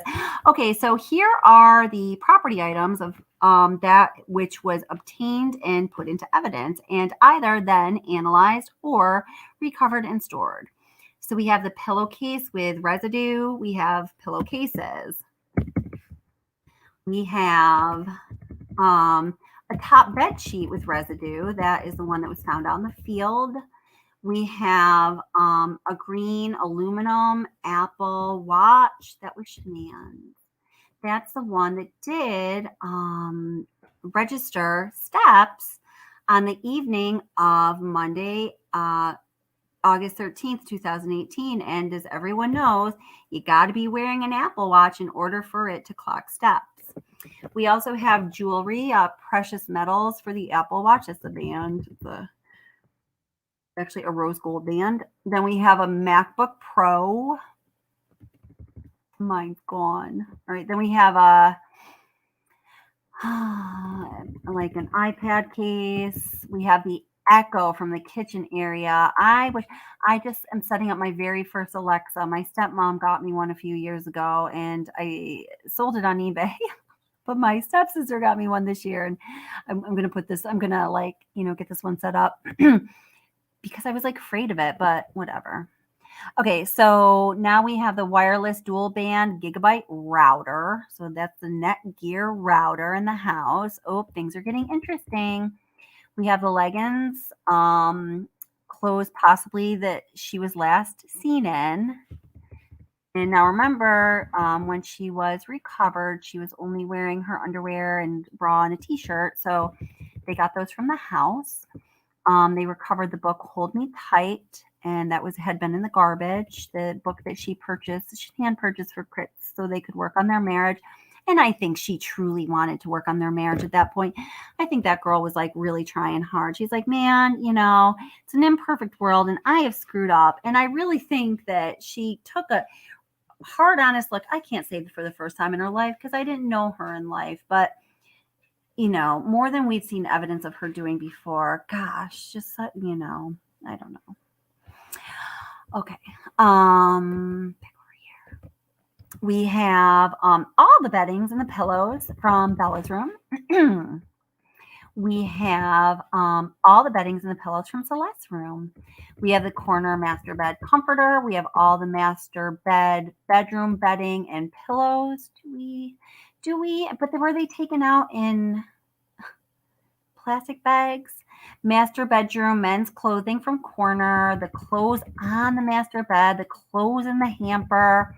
The baby monitor and the 2 cameras, the Dell computer, the Wadsworth computer, that they were unable to see the picture of the thumbnail he took. Bullshit.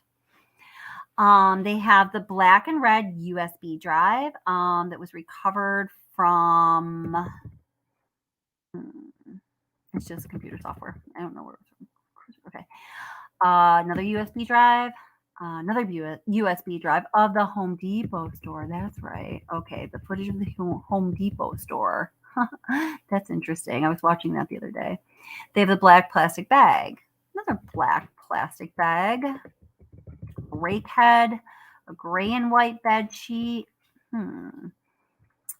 Suspected hair from East oil tank. Now, this was something that I wanted to talk about when I was doing the debunk in the beginning here. And we were talking about, you know, I said he would not have taken his smartphone up to the oil tanks where there's an opening to the crude oil because it was flammable. It was a hazard of him like literally losing his life.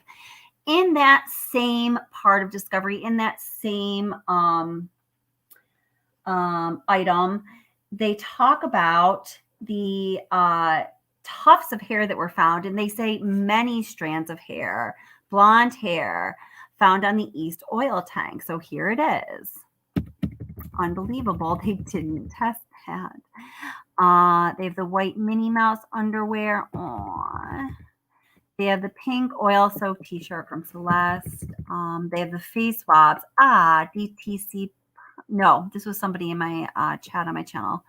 I'm sorry, video comments on my channel asking about this. Face swabs from Celeste prior to cleaning. Face swabs from Celeste after cleaning and removing the oil. Anterior neck swabs prior and after cleaning. Pre and post cleaning. They have the oral swabs from Celeste, vaginal swabs from Celeste, DNA card from Celeste, autopsy for paternity if necessary or desired. They have the X-ray disc of Celeste, the control I always say slobs there, swabs of Celeste. Also recovered skin from the left and right hands with fingernails, pajamas with butterflies. Oh my God, this is just so sad. The oil-soaked underwear, face swabs before and after. This is just. The oral swabs, the vaginal swabs from Bella. Now, what the person was asking in a comment, one of the videos was, were there vaginal swabs taken of Shanann during the autopsy? And according to what I found, and I really, this is what I looked into last night because I took for granted that there were, I could not find any mention of it. There's the right palmar, the left palmar, the finger clips. I'm just going to kind of go through this because it's making me like, the X-ray of Bella, like the one of Cece. So the blue thong underwear from Shanann, the purple and white cotton t-shirt, controversial t-shirt with silver peace sign on it and a heart design from Shanann at the autopsy, the black bra, white metal post nose ring. Yeah, so Shanann's nose ring. Brown paper bag from Shanann's right hand and left hand. So at least they did that. They did that part right. Corner, okay. Fingernails, face swabs. Just what I'm looking for is any evidence of the vaginal swab, but I don't think it's here.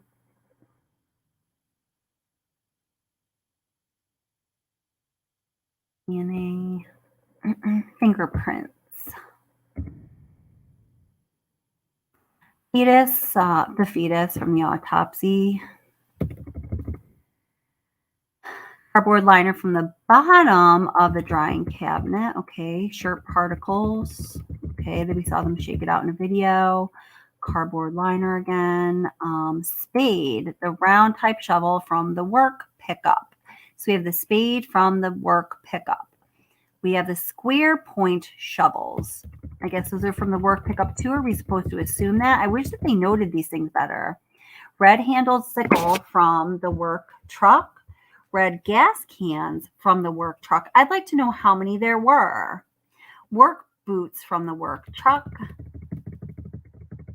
I'm saying I don't need to necessarily know this. I think I can find it, but I think that should be noted in here. Maybe not. I don't know. Oh, they do say quantity, don't they? Let's go back up. 1. Okay, so why do they say? Oh, they do say gas can. I'm sorry, I read it wrong. My bad. Human here. DNA swabs from the steering wheel of the work truck. Chris, the only thing we know is that the girls and Shanann left in your truck. It's the only way they could have left. If there's one thing and only one thing that we know at this time, they were in your truck. But I, Tammy Lee from CBI, am from the agency who is going to refuse the DNA from your steering wheel, the steering wheel of your work truck. And the driver's side seat cover trace lifts from your work truck. And we're also going to refuse the passenger side seat cover from the work truck, the trace lifts. And while we're at it,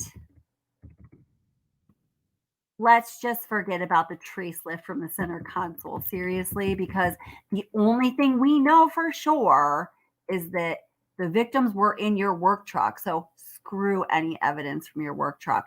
This is one of my sticking points in the case.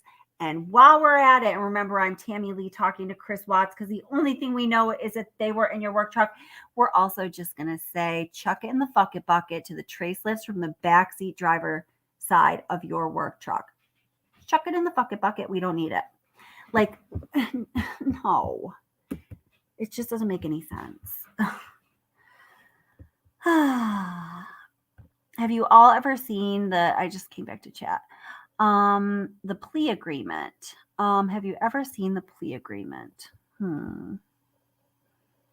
Yeah, Seeking Serenity says ridiculous, refusing any evidence, especially his truck. Damn, Skippy. The discovery is very confusing. Yeah, it can be. Let's see. DCT. Okay. So Cecile says, DTC, how can they enforce such a plea agreement? Okay. Does such a plea agreement being in effect a gagging order exist? Genuine questions. Okay. I think I have some decent answers to those. Let's see. Oh, she still has no, geez.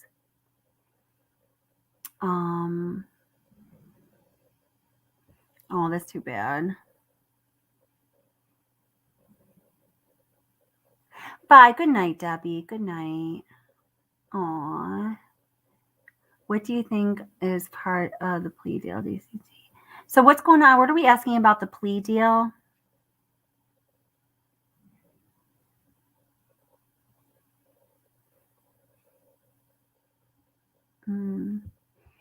Let's see.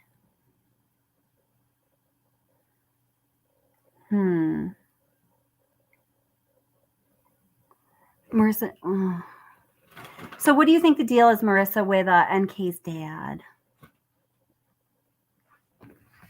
I'm going to find some of these court documents here that you guys are talking about. Okay, I've got them on file.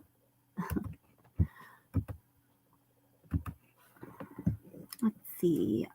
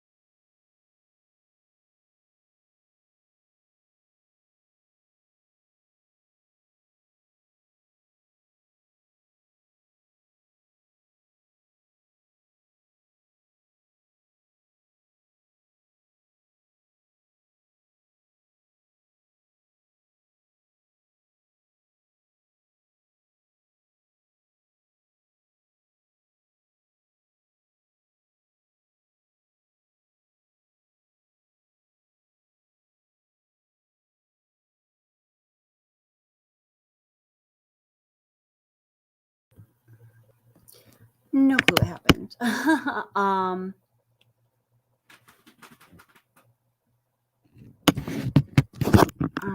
are you guys talking about here? I should call for a search party. Hey, I'm here.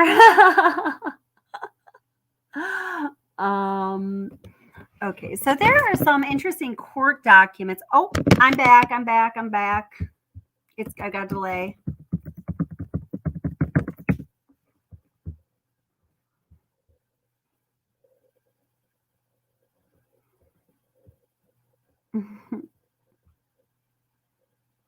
Okay. So there are some interesting court documents that were not the documents that were in Discovery. I don't know. Yeah, I know. Yeah. I don't know if any of you guys have looked into any of those or if you have any interest in any of those, but I have all of those. Oh my gosh. I have to figure out a way to make all of these available.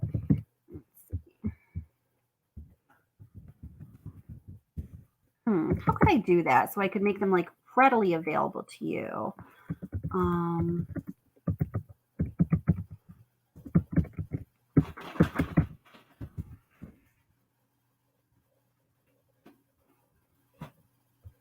There's got to be a way.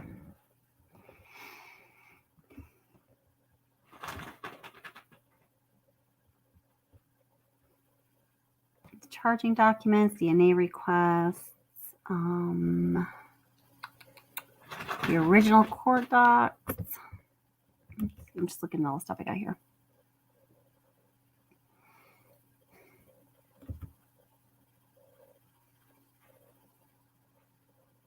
Okay.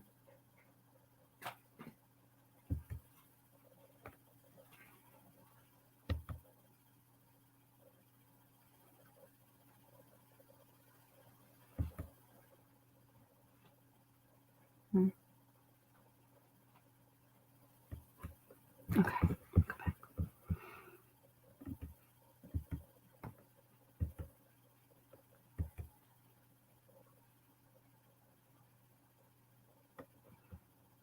Okay.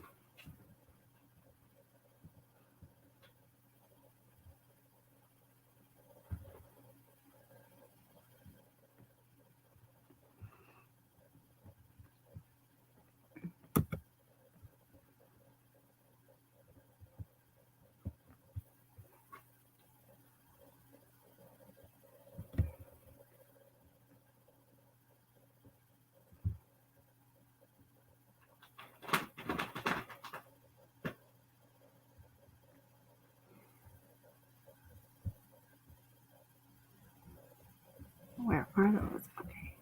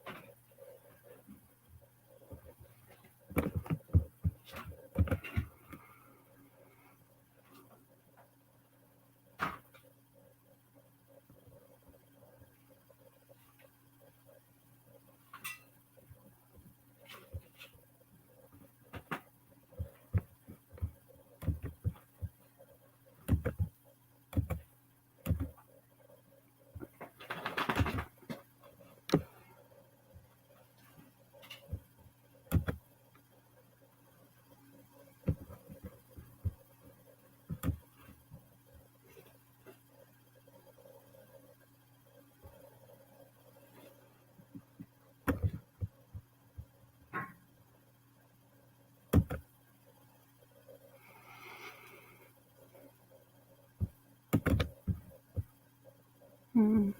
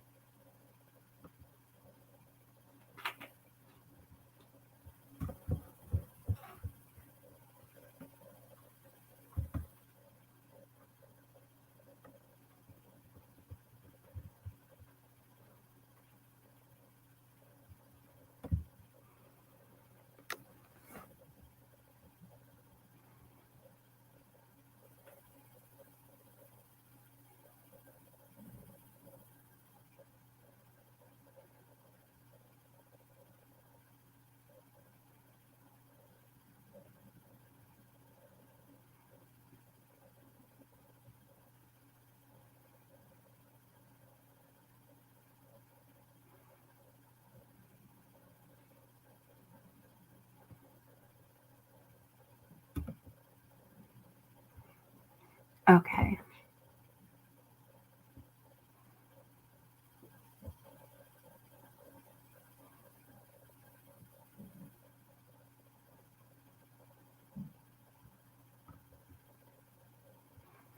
So there's this one document. I don't even know. I just got kind of, here's another rabbit hole.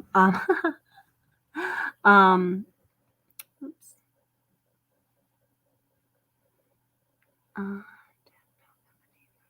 She's tone deaf as fuck. Who has no empathy for victims? Oh no, my God. She's beyond tone deaf. Oh, we could listen to the NK tapes.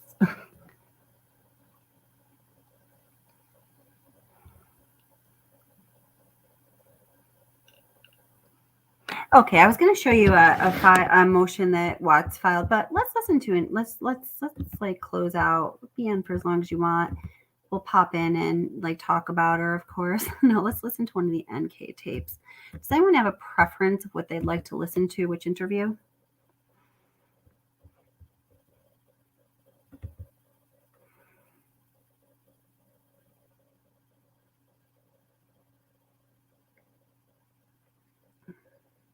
I'm going to pick. Yeah, I agree with that too. Okay.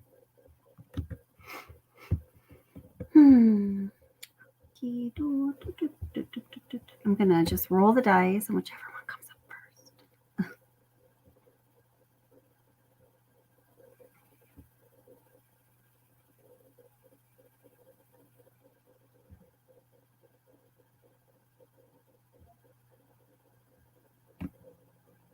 Yo, NK, where you be? I mean, she's usually all over my shiznit here on YouTube, and I can't find her. I can, but I can't find the one.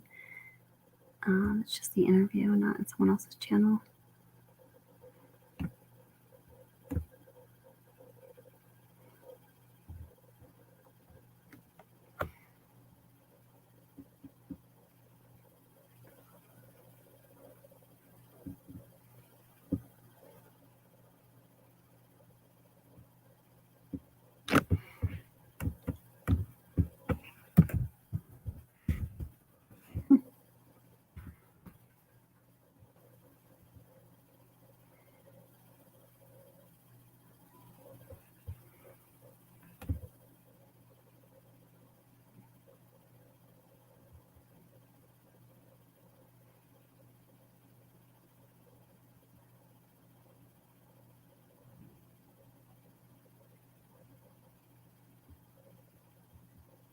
Oh, if you guys ever watch The Guy and Observe, he's a body language expert.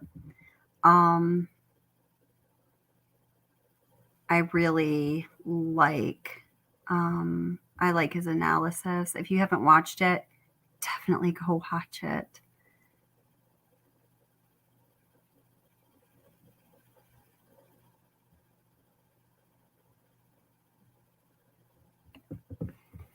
Wait, who is this? Hold it.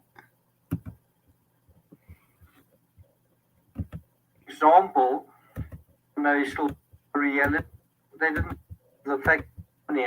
Oh, So I thought this was gonna they're be. going to put kind of flip I thought it was gonna be an interview. episodes Never mind. talking. Never mind.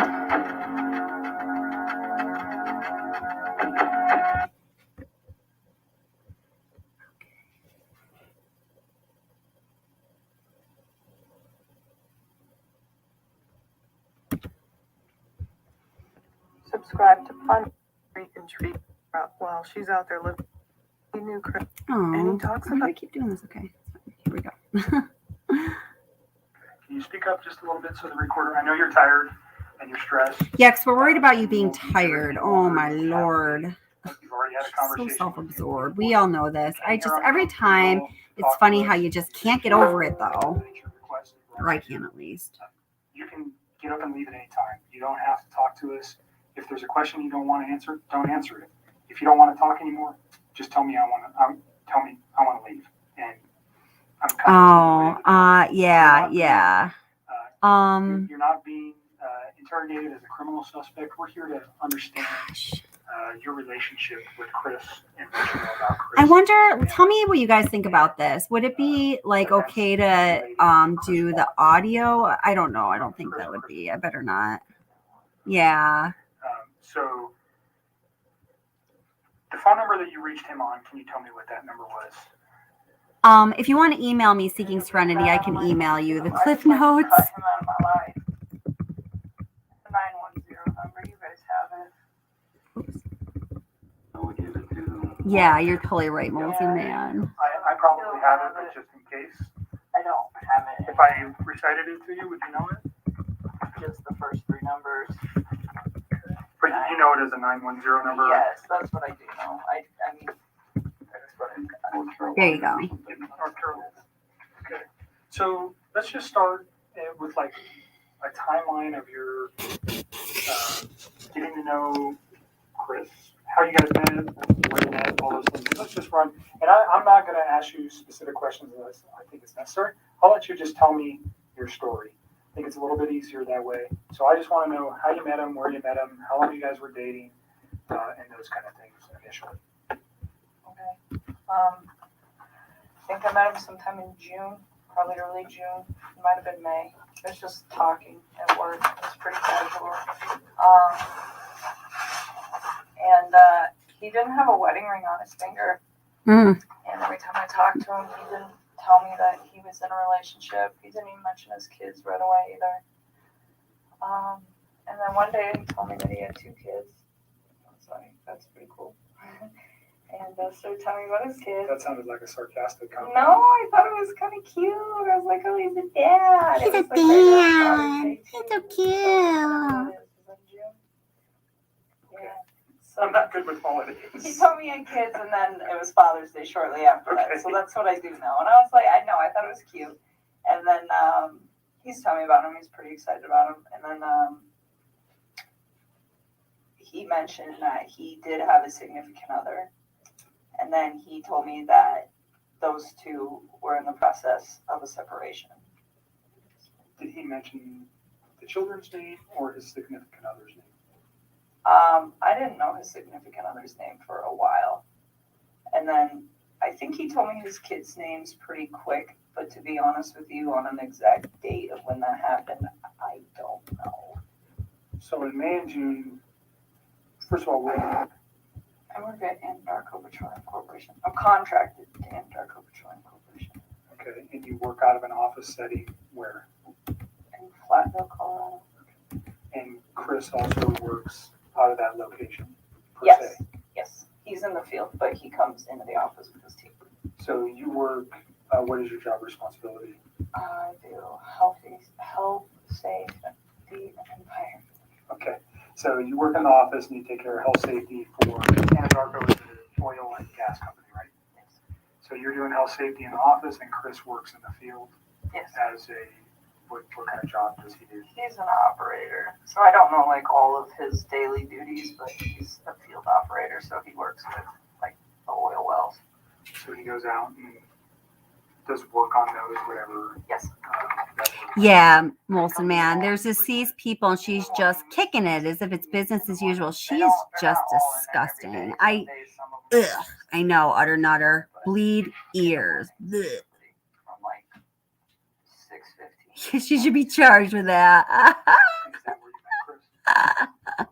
So can you just take us through kind of a little bit of the early part of how he courted you? Sorry. How you guys got to know each other? I guess we just started talking. He actually, so part of my job is to manage. Part of my gas job, and it's monitors very that we important, have. by the So it way. also requires all of their field personnel to carry like gas monitor sensors for toxic gases, and it's my job to control all the. This is a important visual from a issues different like video, that. but just so you guys have something to look We at, were okay? having some pretty serious like equipment issues, and we had numerous amounts of people coming in my office one day, and he happened to be one of them. And I'd seen him before, like they meet in the lunchroom, and that's where I go put my lunch in the fridge. So I'd seen him, but I didn't never like talk to him.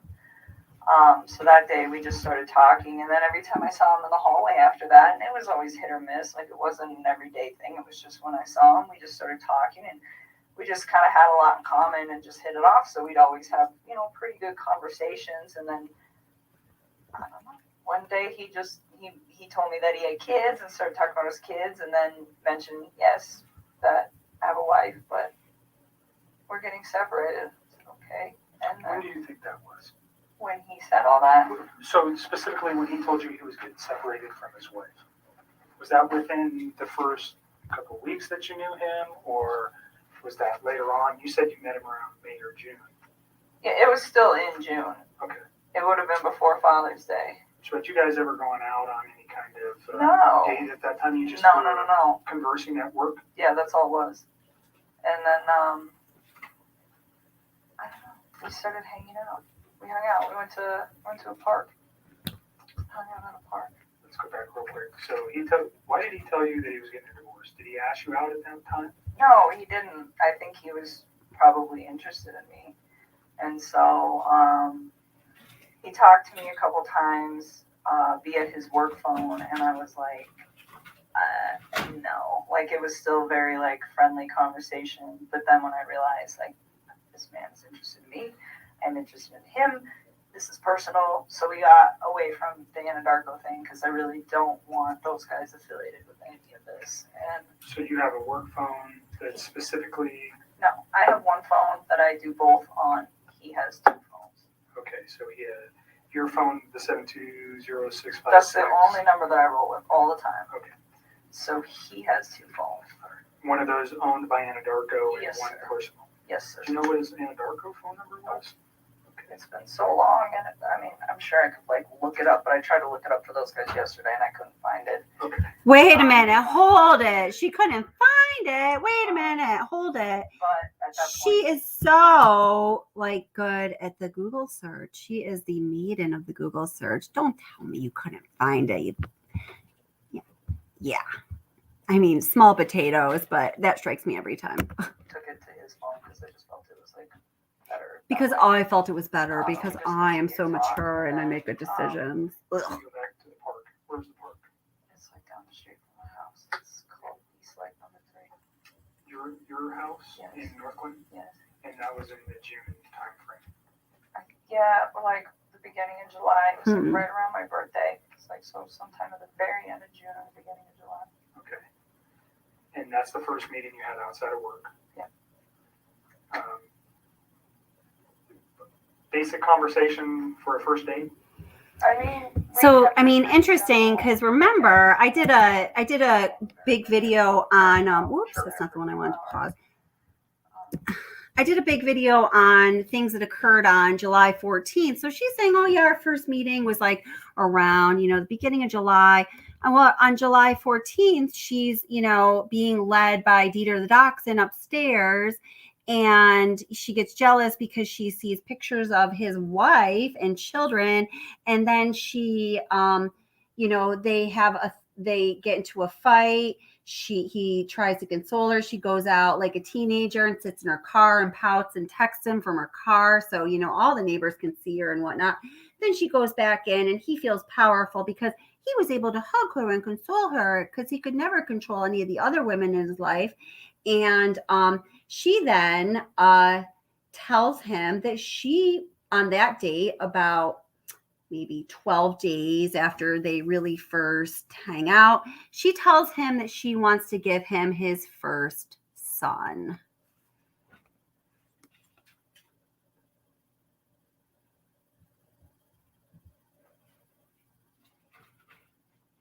Yeah, I know. That's legit, Marissa. Yep. Understand so if I ask about conversation, what I'm looking for, was he talking about his family during any of these meetings? Those are the kind of, I understand, whatever you guys were talking about, relationship, your life, your interests, those things, we don't need to know that.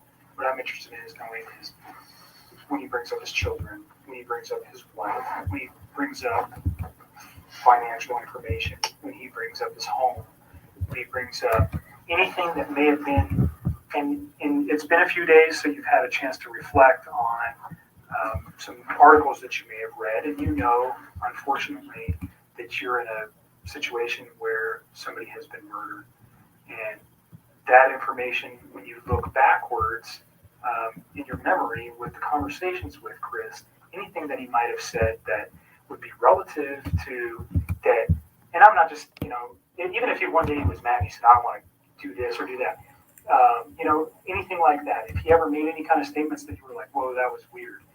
Or why would he say that? Or why did he mention that? Do you understand what I'm No, looking I for? completely understand. I just feel like some of this happened so long ago that I can't tell you like the exact words of the exact conversation at the exact time and place, because it's like we had a lot of conversations. I mean, we talked every single day. So it's like I'm trying to help you guys with the stuff that's more current. I can give you guys a lot more like detail and exact times. But when you're asking me about something that happened 6 weeks ago and exactly what was said, it's like, I mean, I'm sure I can give you a general idea, but to be honest with you, like to pinpoint exact words, it's not going to happen. I'm not looking for exact words. Just more, let's say 6 weeks ago, he said something that triggered with you last night. That's what I'd be looking for. Or something 4 weeks ago. And if you don't remember where it was or the specific words, that doesn't matter. Just he said something that was off the wall, or he said this, or he said that has caused you a moment to pause and you go, wow, I wonder why he said that. Now knowing what you know today. Do you understand where I'm going with that? I completely understand. And to be honest with you, I mean, there were several discussions that we had about his current relationship and where it had gone and what it had caused.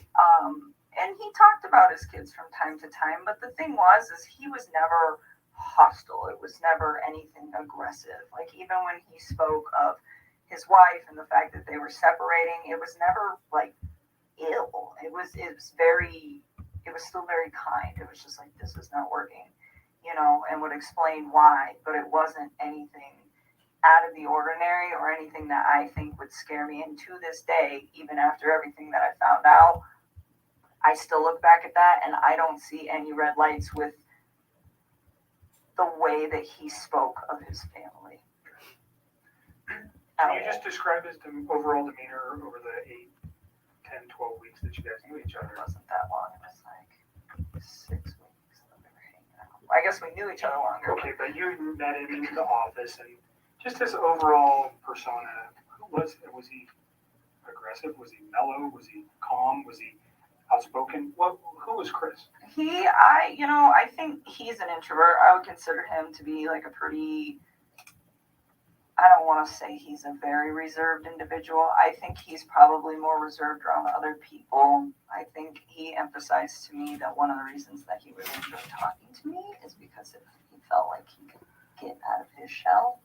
He said around most people, he just like didn't really feel the need to like talk and converse. And it wasn't just in his home life, just in general. It wasn't something where he's an introvert.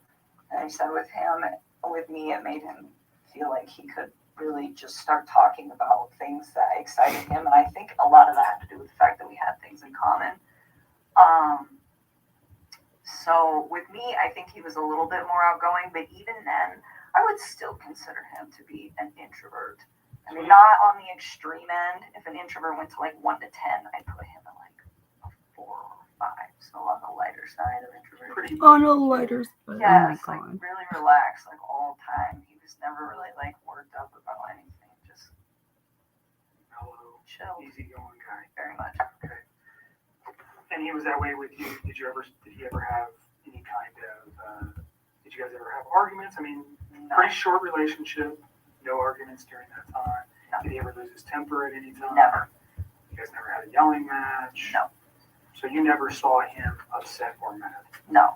And there was a couple times that we had some disagreements on things that as we like further progress into this story, but it was never like, I am very calm when I talk to people. It's like extremely rational when I handle situations. Oh my God, this part always kills me.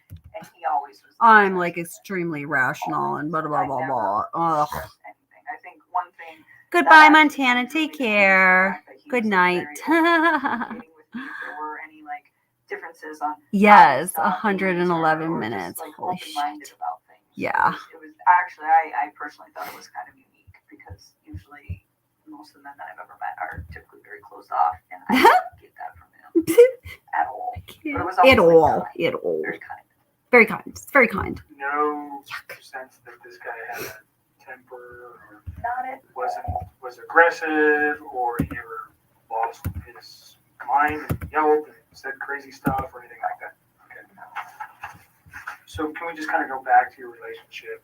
You say you guys had a lot in common. What was that? Well, I mean, like, we were both really into fitness. I think that's important. It's a lifestyle.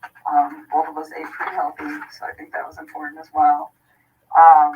He's like a total gearhead. He likes cars a lot. And I don't know nearly as much about them, but it's always been something that I've been pretty interested in. So we definitely talk about stuff like that. And I guess he was always willing to like learn new stuff and vice versa. Like I like to travel a lot and it's not something that he's done a lot, but he seemed like really interested in what I had to share with him and vice versa. So even if it wasn't something that we originally had in common together, it was just like, hey, I respect what you have to say and vice versa. So you guys, yin and yang, got along pretty well. Very well. And no time, he never gave you any indication that None. that he was having issues. So during your guys' dating time, did you guys spend most of the time at your place? Always. Okay. Always at your place? We'd go out, but I told Mark yesterday, he asked me if I went over there, and I told him about one time that I went over to that house. I've been to that house twice, but it was very, very brief, and it was not like an extended stay. I did not feel comfortable there, or like, I just didn't want to be there. It's not my life. Like, that is somebody else's life and somebody else's existence, and I respect that. That's their space. And so I used to tell him, well, come to my house because this is our space. This is my space. And so for me, out of respect, just for like whatever situation he had going on and the fact that it's not my home, I felt that it was better to be in my place. And I live alone. I don't have any roommates or anything, so it's pretty easy to do that. So during June and July, were you aware that his family was not? Did you meet his children? No. During Didn't want June and to. July. And he didn't ask me to. Okay. I mean, not that I didn't want to ever. It was just not now. It's like you're not finalized with your separation, and not only that, we've barely been dating. Like, you can't introduce kids to somebody new in a situation like that. That's something that takes time. I mean, would I have liked to have met them? Of course. That would have been a great honor for me to have somebody introduce their children into my life, but not then. It was something that it was like, okay, well, let's see where we're at in 6 months. Let's see where we're at in a year. And if we're still doing this and you and me are still, happy with where we're at, and you think that this is something that is going to be long-term and is worth bringing your children into the picture, then yes, I would love to meet them. But it's like, not right now. You are still in this situation where you're not even completely out of it, and I'm getting in it, and that's not fair for them. And that was kind of the policy that I had with him, it was just like, yes, but not yet. So did he ask to introduce you to his children? Not at that time. I think both him and I were on the same page of eventually, if things went as they should have. I understand you guys' relationship is very new and young. Yeah. So, although it was short, just laying everything out helps us understand what actually was going on with him. And I might ask you a question and you're going, why the heck would he ask me that? Probably because I have information that I'm not willing to share with you, and I'll tell you that right now. I'm not going to tell you some questions I'm going to ask you. I want to share some information with you. Just, it protects you, but it protects our investigation. So if it seems weird, there's a reason I'm asking it, and it's usually relative to what I know. So don't take offense to it. Again, it's just part of what we need to know. Understood. So you went to his house on 2 occasions. Yes. Was that recent? No, that was like pretty early into it, and I did not like it and did not want to go back. Do you recall where the house was? Yeah, it's like right off the highway in Frederick. Okay. You know the streets? I mean, I'm sure I could figure it out again if I really had to. Like off the top of my head, no. Do you know the street name? No. I would have to drive around in there to get there. Okay. Did it look like anybody else lived at that house at that Oh, time? definitely. I mean, So is that what freaked you out? I mean, he told me that he was living in the basement, and he said, we're separated, but we're not divorced, and we're going to get ready to sell the house. And that was the impression that I was under. And I was under the impression that they were taking everything pretty slow with this, with getting ready to sell the house. I mean, those are big things. So that's what I was informed. And I mean, if you think about it, this whole thing happened in a 6-week stretch. It's not really that much of a time frame. So in that sense, it's believable to me. Yes, I went to the house, and the first time I was there, I hung out in their front living room. I just sat on the floor, and it was on the 4th of July. It was the morning of the 4th, and I was helping him to set up MyFitnessPal app and track his food, his calories and stuff, because he does pretty good with the working out and stuff. And he asked me, he's like, can you help me just get this dialed in? It's like, yeah, I could do that. So he invited me up to the house, and I was already kind of hesitant to do it because I was like, there are other people that live here, and I just felt like it was an invasion of space. And so I went up there, and we just stayed in that front room, and I helped him out with that, and got him all set up with that. And then, he asked me if I wanted lunch, and he grilled chicken and carrots. And then that's all he had. And I was like, okay, so we ate, and then I left. And then there was another day about, I can give you the date-ish. Let me look at a calendar. It was the weekend after my birthday. Just a thing on the courtesy for the phone for, what was that guy's name, Don? This gentleman, Oh. 3rd PD. I just met him today. Oh, Do you want to do the I phone? forgot about that. For TPD. It's not for them. They're doing it for us. Yes. We don't have the equipment with us to do it, and I asked them to do it for us. They're not involved in this investigation. he would just be a computer person. He would not be looking at any of this stuff. That would fall to myself. So keep that in mind. He's not involved in this investigation. Thornton PD has nothing to do with this, other than letting us use their facility and helping us with some electronic download. He's not going to look at your phone right now. He's going to put it on a disc and they're going to give it to me. Gotcha. What do you think? I really want to help you guys. I do. I feel like I'm. This whole thing is just going to be crazy, regardless of whether I give you my phone or not. I mean, that's kind of how I look at it. Like it's happening. It's going to happen. Well, the text I mean, it's reiterate just what gonna- you've been saying all along, so it's not like. Well, they do. That's the other thing too. I mean, that's kind of a good backup. Yeah, I'll I give it think to him. you hit the nail right on the head. There's reasons why we want everything. It validates things that we know. I'm not gonna come out and tell you that if you tell me something today, we'll validate it with your text messages, whether it's the ones we have now or the ones you're gonna give us. I'll give Certainly. it to him. If you want to go get him, I want you to read this, is what I want you to do before you decide that, okay? So the second time I went to that house, I'm not sure what day it was, but it was the weekend of the 14th. Of August? July? I don't know if it was the 14th or the 15th. One of those 2 days. But we had went out and we stopped there just real quick on the way back. And we were there not very long. But that time I saw a picture of his wife and one of his kids. And I remember thinking to myself, like, wow, she's so beautiful. And I took a step back and I was just like, this man has a gorgeous house. He has beautiful babies. He has a beautiful wife. He has an awesome job. Like, why would he want to leave this? And I remember talking to him about it. And that was the first time that I tried to actually say, what do you think about not separating from your wife? Like, what if you really try to work on this? And he had expressed to me that we've tried to work on this and it's not working.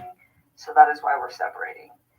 And I spent some time, like, just, you know, kind of, because it almost made me feel bad, where I was, like, to the point where I'm engaging in a relationship with a man who, the way he described it, is in a contractual agreement, but was not in, like, an emotional relationship with somebody.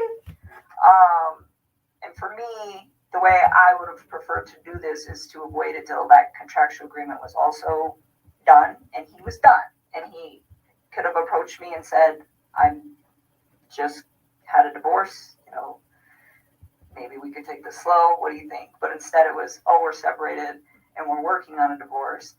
And that is the part that I feel bad about, because I should have waited on that and I didn't. And, you know, I was just like, well, they're already there. So, you know, but then being in a house, I was just like, why? Fix this. Find a way to fix this. Make it work, you know? And I was like trying to push him to do it. And he seemed pretty reluctant to do it. He didn't want to. And, I don't know, we were still seeing each other fairly frequently, but I kind of like backed away so we weren't hanging out quite as much. And we were still close, but it was just, like, I really wanted him to try. Like, I wanted to know that he tried and it didn't work, and then he moved on.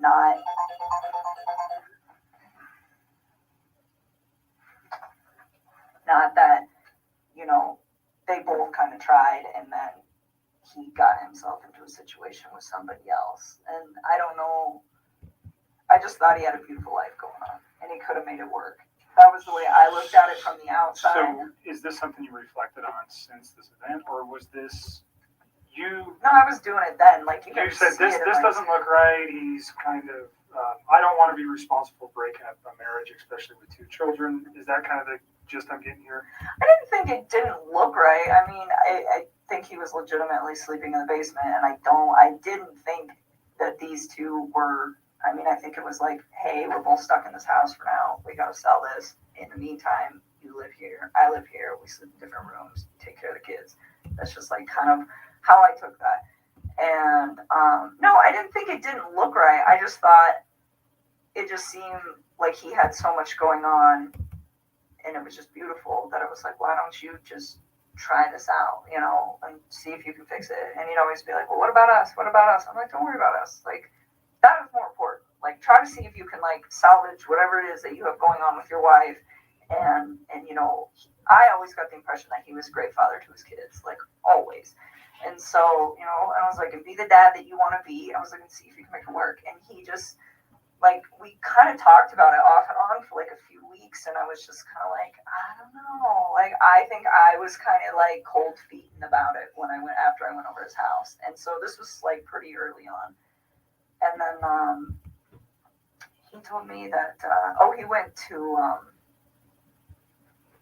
North Carolina, and he was like, I'm gonna talk to her when I'm in North Carolina and see if I can get her to do this, to like try to like rekindle the flame.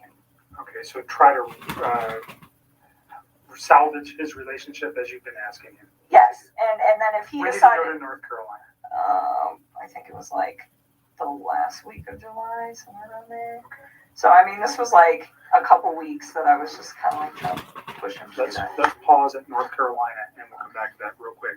I want you to read this. If you don't understand what it means, then ask me the question. But basically what it says is you have the right not to let me look at your phone. I'm asking to look at your phone for the purposes we've previously discussed, for the text messages and your phone log, and unfortunately the photos that are attached therein too. That information is only relative to this investigation. I'm not looking at anything else except for the conversations between you and Chris Watts, and the phone data between you and Chris Watts for phone calls, for times and dates for those phone calls, and then the content of the text messages that are there. And we'll write that specifically down here. Understand that. I don't want anybody to get some of those texts. Like, Yeah. they have nothing to do with this case, and they're just like, Between you and Chris? yes, they're just So just tell me what they're just kind of raunchy. Like, Okay, I well, don't need anybody everybody's I an don't adult. need that posted like We're not going to somewhere. I don't want the only ones newspapers to get that. That's all I want. The I just only need ones them that we to would not be get looking that. for, again, is the same kind of questions we're getting to here, is things about his children, things about his wife, the questioning of, did he ever, has he ever said something to you that might indicate, maybe not then, but now, that there was something like this in his mind? Or, you know what we're looking for. I don't need to come out and tell you that. I understand the embarrassment of particular photos or potential sexual types of conversations you may have had with Chris. It's not relative to the investigation. We don't care. Okay, you're an adult. I'm an adult. Everybody in this room, even your dad, and I give it to you for saying that stuff in front of your dad, because I'm not sure many women could do that. So that's not what we're after. We're after the information that corroborates things that you've told us, and also that corroborates or may tend to prove that things that Chris told us were a lie. You understand that? And that's maybe going a little bit far. I usually don't tell people that, but because of your reservations, that's what I'm looking for. If I can disprove something he's told me by a phone records don't lie. People do. Okay? So if I can disprove something that may be important, that's what I need it for. I'm not saying I can. Has it happened before? Absolutely. Is it critical in cases that I've worked in the past? Yes. So that's why I want it. Okay? Again, you don't have to give it to me. You can tell me I don't want you to have it. Go get a warrant. I'm not even going to tell you if I go get a warrant, try to get a warrant right now. I'm just asking for you to consent. And again, we can write right here what you're willing to give me, which is the text messages and the phone log. And unfortunately, again, the attachments on some of those text messages. And I'll write it on there, and then you'll just sign it. Okay? Do you understand the questions there? Do you have questions about any of the things that it says? You understand you don't have to do this. You're doing it of your own free will.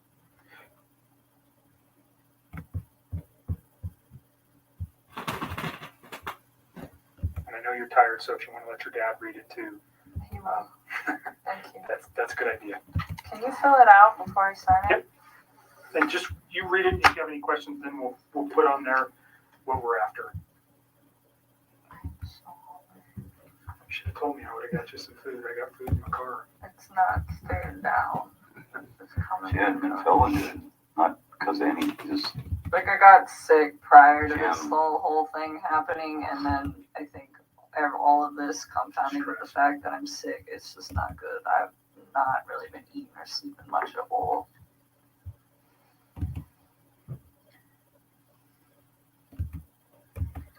yeah,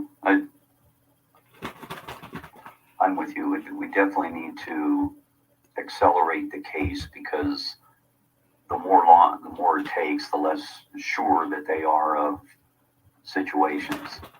But on the other end, I think if you do just that only, You tell me what you're willing to provide to me, and we'll is that write good it. enough? I just want like our text conversation and I guess our phone call records. So I'm gonna put. So the time and date of the phone call records and then our text message. Could we get photos of him? Huh? Could we get photos of him? Off of Would you that? mind if we got his photos to be sent to you? Oh, well, they'll be in that text message thing. So all of his photos were sent. There was no apps or anything else used No, that you no, guys no, were no, sending. no, It was no. all just text messages. Yeah, So it'd be an attachment to a text that he sent you. pretty much. But Everything is in the text and the phone call records. so Like all of it. because we don't have it on tape, we discussed prior to turning the tape on Tuesday, which would have been the 14th of August.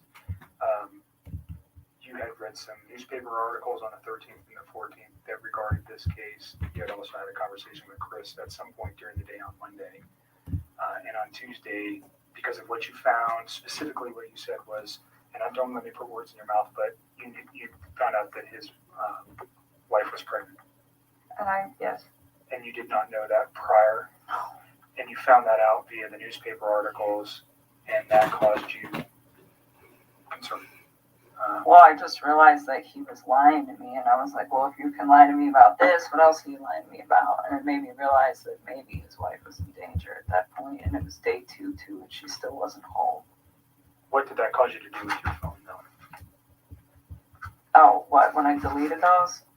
I was just kind of grossed out by him, to be honest with you. I was just like, I don't know what's going on right now, but you just lied to me, and I don't want to see this come over my phone anymore. So I removed it. So you already said, but you removed text messages. I deleted all of his stuff because he lied to me. I mean, that's what it was. It was the hurt that made me delete it, and then it was the lie that made me start questioning everything else he'd been telling me for the last few days. And that's when you decided to come forward. Yes. Okay. So just for context, Yes. when people delete stuff off phones, usually we go, No. Hold on a second. It And wasn't that's why I wanted malicious to at correct. all. No, It I'm wasn't not saying malicious malicious. at all. He lied to me. It just hurt. Like I had never felt like he'd ever lied to me before, and it was a big lie. I mean, telling somebody that you're in the midst of a divorce and then you have a wife that has a 15-week-old baby on the way is a huge thing. And I was very taken back, and it was hurt. And so at that point, I deleted it. I had a few more quick things to say to him, and then I just got rid of him. That's literally what I did. I just cut him out of my life. It would have honestly been like a bad breakup kind of thing. Like if none of this other stuff would have happened, that's what it would have been. That would have been the end of it. The information was not destroyed because there was anything in there that would be harmful to you or potentially to Chris at this point, but harmful to you in particular. That's not what you did. No. You did it out of, excuse my language, this guy's an asshole, so I'm getting rid of him, and I'm getting this stuff off my phone. That was like me kicking him out of my life. Okay. And then, like I said, and then realizing that he lied, that was when I was like, okay, maybe his family is in danger and they're not coming back and they're not staying with a friend. Yeah, when did I go over there? Tuesday morning? Wednesday morning. Wednesday. I called you Wednesday morning. That's when we started discussing, you guys need to get everything that it just, You can understand the importance of, oh, no question, we were, like I said, people lie with phone records down, and they really help specifically established dates and times. I think we have a very good grip on that in this case already, but there may be a time when we go, we need to know something else, and then we would have it. We don't want to lose it, and that's really what it is for us. Is if we lose information that later on we go, man, I wish we would have got that, and we may never even use these. We may never even look at them, but if we have it now, then we don't worry about losing it. So I appreciate you being cooperative and giving it to us. Yeah. So the first thing I wrote was text messages between Chris Watts and attachments. Okay, so because we're talking about the photographs, unfortunately, they've caused you much disdain. And then I am going to put phone log for calls between yourself and Chris Watts. Your phone number is 720 656 9605.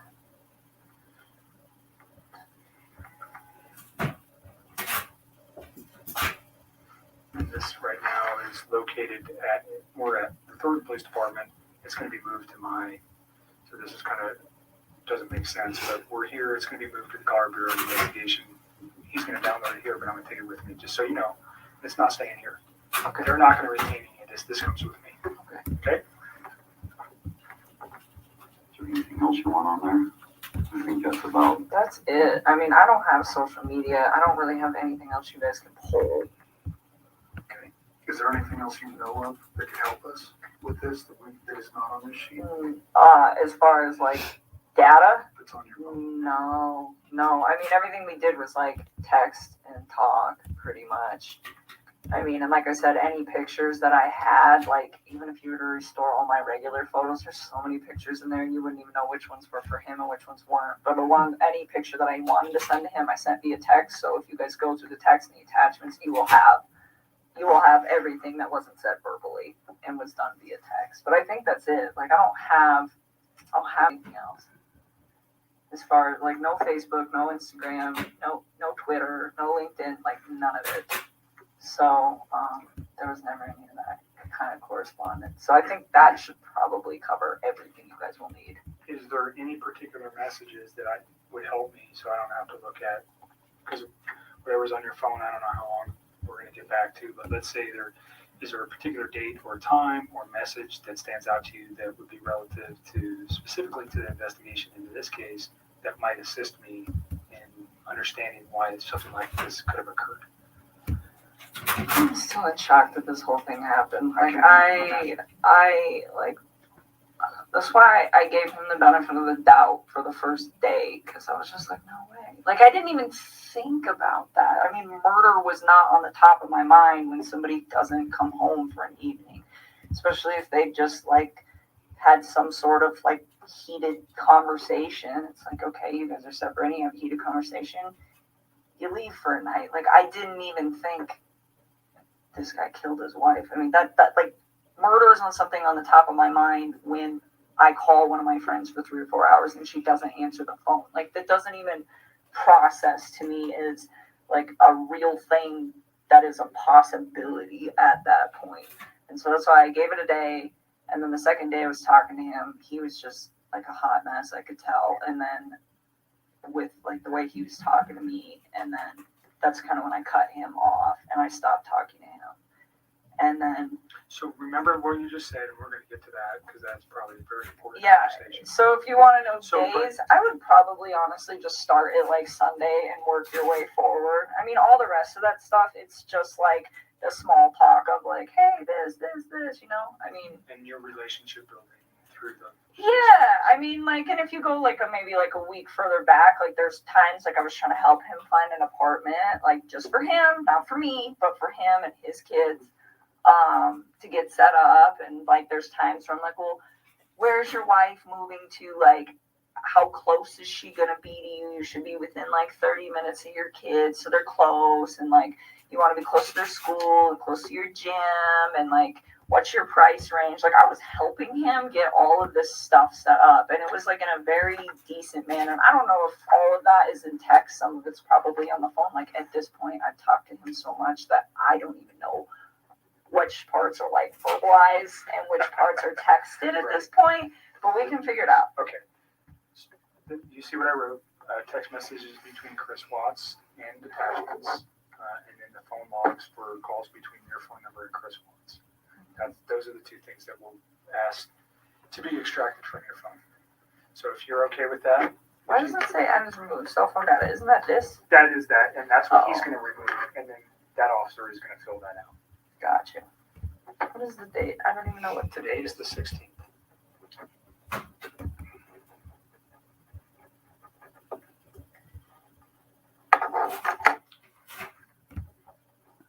Want to add anything to this?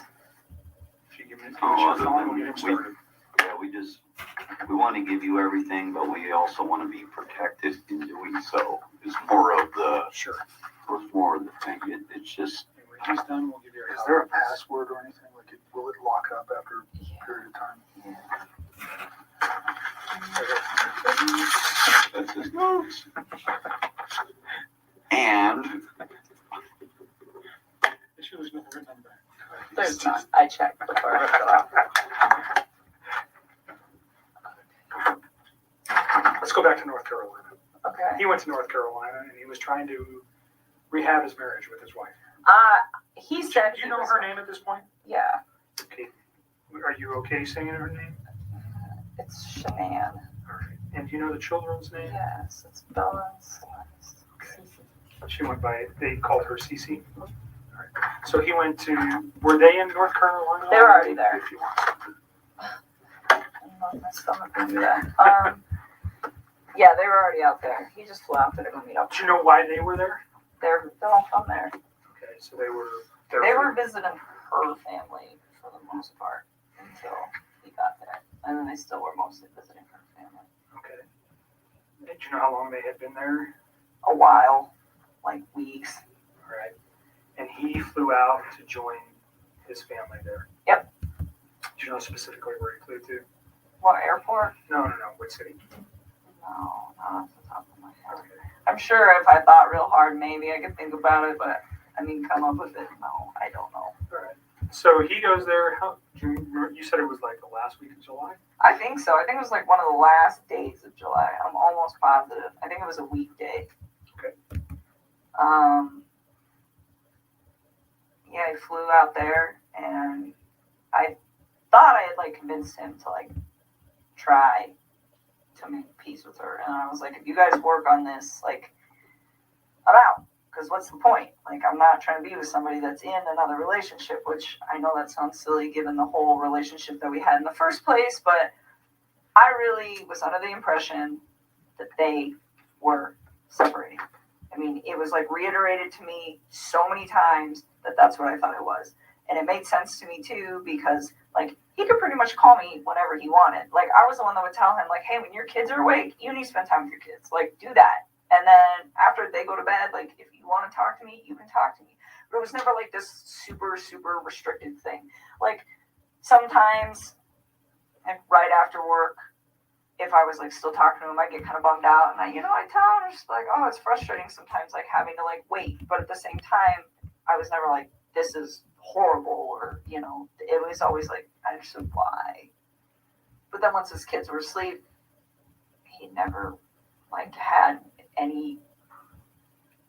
It was like he could do what he wanted. Do you know what I'm saying? Like he was in his basement and she's upstairs, and they're not speaking. So it kind of made sense. It wasn't like And you guys are sneaky just at night. texting. Or talking or whatever, I mean, and it was like I said, it was at certain times, but that time, and originally it wasn't, but it was me that put that time frame on there because I thought he should hang out with his kids. Those 2 times you were at his house, did you see any evidence of that? Him living in the basement? Did he ever show you that area? I've seen it, yeah, I went down there and saw his little workout equipment, and there's a bed down there all set up, and the basement was all clean and organized and stuff, so like a decent bed set up, so it made sense to me. Like, hey, this is what's happening down here. So I saw it. Even though his family was in North Carolina for multiple weeks, it appeared that he was still living in the basement. Well, and he told me sometimes he would like go upstairs and sleep if like he was home alone, because I know she'd like go on business trips and stuff. But he's like, I don't like that bed anyway, so he didn't want to like sleep up there. I was like, okay. even when it was just him. So that was the impression that I got. And what are we talking about? North Carolina. Go back to North Carolina. So North Carolina. So he still made very frequent communication with me when he was out there. And at one point he told me that they sat down and they talked about it, and he told her that he wanted to either fix things or like to try to fix things. And if she didn't want to fix them, then they needed to like move forward with the separation and like actually file for divorce at this point was the impression that I got from this, and was what he told me. And so, he said that she was like pretty receptive to just not trying. He was like, she seemed like she just wants me to go. He's like, when she has her mind made up, she has her mind made up, and that's what she wants. And he's like, she doesn't want to try anymore. And he's like, and neither do I really. And he was like, it's done. And he's like, and then the next day, I don't even know what days these were. Sometime when he was out there, he told me, we're putting the house up for sale as soon as we get back. And I was like, well, that was quick. And he was like, it's her. She's ready to go. And I was like, okay. And so I left it at that. And then he got back, and I started asking him, like, what are you going to do? Because the Colorado housing market is fire, and you guys are going to sell this house, like, real fast. And I'm like, you need to start looking for a new place to live. And I'm like, where do you want to live? And I was really trying to help him out. I'm like, do you want to get a house? Do you want 3 bedrooms so you have one and each of your girls have one? I'm like, do you want to, you know, like do an apartment? Like, what do you want? You know, where do you want to live? Because he's in Frederick, but that whole area over there is just like a bunch of small towns, and you can kind of just pick and choose. Everything's kind of, you know, and so he told me, well, I like Brighton. And I was like, okay. And then he told me he wanted a 2-bedroom apartment, and he said he wanted 1 room for him and the other room for his 2 girls.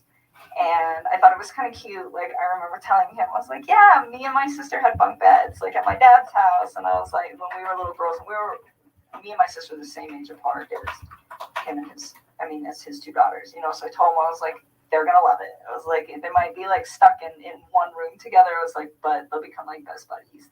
And it was really exciting. Like, I liked helping him, and I just wanted him to, like, I don't know. This is what he told me he wanted. So I was like, well, I will help you do the research. But another thing that I really took care of was to be like, where is she moving to? I was never like, you know what, screw your wife, try to get full custody. None of that bullshit. It was always just like, you know, I'd ask him, I'm like, well, what kind of custody you guys going to have? Because he at work, they're about to switch his schedule. So right now he's like on Monday through Friday, and they're about to switch these guys to 8 days on, 6 days off. That's awesome. And I was asking him, I was like, are you going to have your kids like on that set of days off? I was like, because that would work perfect. Like 1 week on, 1 week off. And I was just like, you know, we just talk about it. And I'm like, what is your plan? And he's like, we haven't figured out exactly what we're going to do about the kids yet. But he told me, he's like, Colorado's a 50-50 state, and she's okay with everything 50-50. Like, he said that she was like on board with this because she wanted it too. Like, she was checked out of this relationship.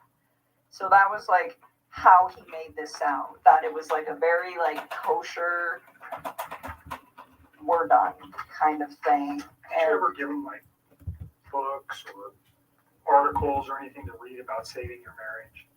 Did you ever provide anything to him like that? About saving his marriage? Yeah, like how to recover a marriage or how to save your marriage. You know, there's all sorts of publications and books out there. No, but I did tell him, and I don't know if I did this through text or phone. That will be something you guys will, I'm sure, figure out. But I told him a few times, like, I think that you should take the time to read some articles about what separation does to kids. You know, and I told him, I said, when my parents separated, we were literally like 3 and 5. We were almost the exact same age as these little girls. And I told him, I said, you know, I was so young when it happened that it didn't really have like a big negative effect on me because I was so small that I didn't really process it too well. I was like, but I do have cousins that their parents got divorced when they were like 10, 11. And I think that it hit them a little harder, you know, and he's like, oh, they'll be fine, you know. And I told him, I was like, even though they're small and you think that they'll be fine, I was like, I think you guys should just read about it, just so that you guys are prepared in case, you know, one of these two starts having a hard time with the fact that you guys aren't in the same house anymore. You know, and I would tell him, I was like, you know, there's pros and cons to it, like, because he was like getting ready to do it, and it would be like, you know, it's kind of cool having 2 Christmases, and, you know, like, your parents get to go, you know, be happy doing whatever it is they want to do with their lives, and they don't have to be in a situation that's probably not good for the kids because it's not good for those two, you know. But at the same time, it was like, just read. Like, that's what I always used to tell him. I'd always tell him, like, I tell people to read about everything. Reading is so good for you. So he, at this time, is telling you that, yeah, I am the guy trying to save the marriage and she doesn't want it. That's what he told me. So, and then he was like, she doesn't want it, so I'm not going to do it. And then it was like, we're filing for divorce, we're selling the house. And this was like all as soon as they were coming back from North Carolina, like, boom, boom, boom, boom. Do you recall when he gets back from North Carolina? No, I don't even know how long he was out there. I know it was like less than 2 weeks and more than 1. Okay. I don't remember. So he comes back early August. Would that be fair? Oh, yeah, it was definitely like in the first 2 weeks somewhere. All right. Probably the second week of August at some point in that. I don't remember when. Does his wife come back with him at that time? Yeah, they all came back. They all come back at the same They time. all came back. And then, so he continues to just, you know, tell me that this is like what he wants.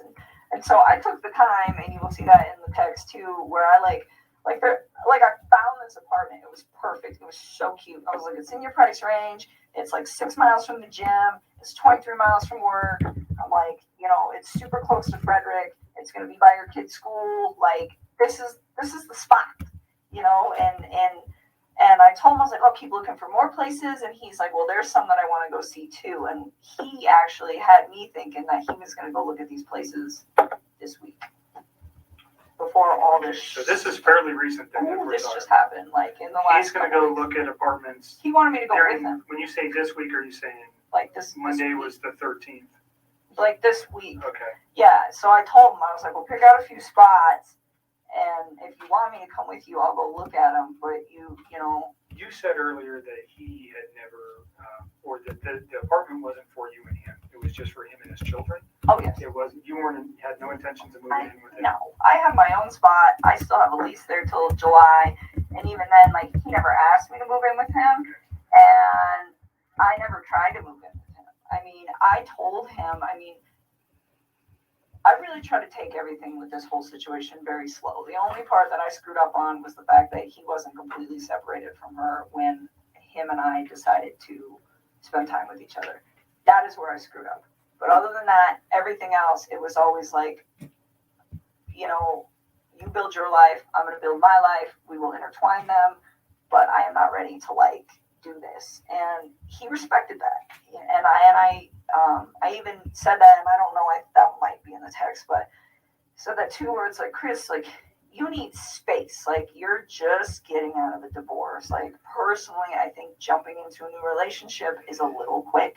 It's like, I was in a relationship earlier this year, and I think this is also a little quick. And I'm like, so why don't we take our time? And I'm like, if you guys end up doing a week on, a week off with your kids, I'm like, the week you have your kids, be with your children. And the week that you don't, I'm like, I don't even want to see you every day. I'm like, I think we should spend like a few days of that together. I'm like, because I like my space, and I think you need your space. I think you need your space to, like, develop your identity again and, like, get it back, because I think he's just been, like, so wrapped up in this whole thing that he's got in his own life and his life that he doesn't remember probably what it's like to, like, be single or have time where it's like just him. Sure. And so I was just like, you know, like, embrace that. I think it's a beautiful thing. And I really try to, like, take it smart with all that. And it was the same thing with his kids. It was just like, you know, like, and we talk about things every once in a while where I'd be like, hey, if I ever meet, you know, because, like, I have a lot of house plants. It's a good example. So I have a lot of house plants, and I told him, I was like, one day, if I ever meet your kids, I was like, I'm going to show these girls how to, like, paint pottery and plants. I was like, I think they would love to see something grow that they built. I think it would be really, really cute. And, like, little stuff like that, but it wasn't very frequent. It wasn't, hey, we should get married, and hey, we should have babies, and hey, I want to live with you, and hey, I need to meet your children now, and let's cut the mom out. It was never like that. There was never any conversation about, you we can't do this with her around. We can't do this with the kids around. He never said that. You never said that. No. So the way you guys were trying to make this work was just, slowly trying to come together because of his current situation, and you, by your own account, your own. Mine. I mean, You're just a independent person. It sounds like pretty much, and but through text message or through conversation, he never said, "Hey, this isn't going to be financially able. I'm not going to be financially able to do this," or "This isn't a good thing, and I got these kids." None of those conversations ever came up. No, I mean, he told me like he had a budget restriction. So for his apartment, and I'm pretty sure this is in the text, and this will probably be in the last couple of weeks. He told me $1,100 to $1,400 when I was asking him, like, because I told him I'd help him do homework. I was like, "You do some homework, I'll do some homework. We'll knock this out because if you guys are for real putting the house up, you got to figure it out." And so that was his budget. And I remember asking him, I was like, "You sure you don't want to just get like a house?" And he's like, "I never thought about a house." I'm like, "Yeah, you can rent houses, man. Like, it's a thing." And he's just like, "I don't know if I can afford that." And I was like, "Okay."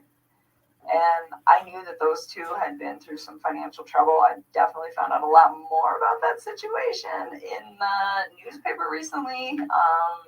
Okay, so prior to the newspaper, how did you know he was in financial difficulty? Because when I went to that house, everything in there is very, very, very, very nice. It looks like it all comes with a very expensive price tag. And I didn't say anything to him about it, but I could kind of tell then where I was like just looking at everything like, how do you guys afford this? And then he has that car. I don't even know how much that car costs, but I bet it's What car is that Lexus. I'm sure that thing costs like $80,000, but just like money. Like everything just looked like it cost a lot of money in that house. You probably have a decent idea of how much money he makes. Yeah, and it's not enough money to pay for all that. Not even close. Did you have any idea what Shanann did for a living or how much money she might have made? I mean, I had an idea. I would consider her like a sales rep. I don't know how else to describe that. For the company that she worked for. And I don't know exactly how much she made. He said that she was really competitive and she liked to try to keep up with him. He's like, she gets close sometimes. So I don't know how much those two brought in. I mean, off the top of my head, if I could guess, probably somewhere around like $140K a year. I mean, I don't know. Because I don't know exactly how much he makes. And I don't know exactly how much she makes. But based just off of like what I know about the oil field, like, yeah, I would say that's probably an accurate estimate. So even if they're making, let's just use the figure $100,000, they're living above their means or below their Oh my God, like way too much. way. Did he ever discuss with you any of those issues? I mean, a little. I mean, I didn't know about the bankruptcy or any of that until I read on the newspaper about that. But I think he was really frustrated with the situation. He told me, it's like, I feel like my paycheck goes in my bank account and I just watch it go like this. He's like, but it doesn't have to. He's like, she makes it like that. I was just was like, he resentful for that? I don't know if he was resentful. I just think he was frustrated by the fact that they could be doing a lot better financially. And she, from the vibe that I got, had really bad spending habits. So she was a spender. The car hers or his? I think it's hers. I'm pretty sure that that's hers. Do you know what other car they might have? Well, I mean, his APC pickup truck. And that's it, I think. That's owned by Anadarko, though, right? Yeah. But so I don't think they own any other vehicles as far as I know. I think it's just that thing. And Anadarko doesn't allow him to drive that on his own personal time, right? So he's just got one vehicle. Yep. And it's a very expensive Lexus.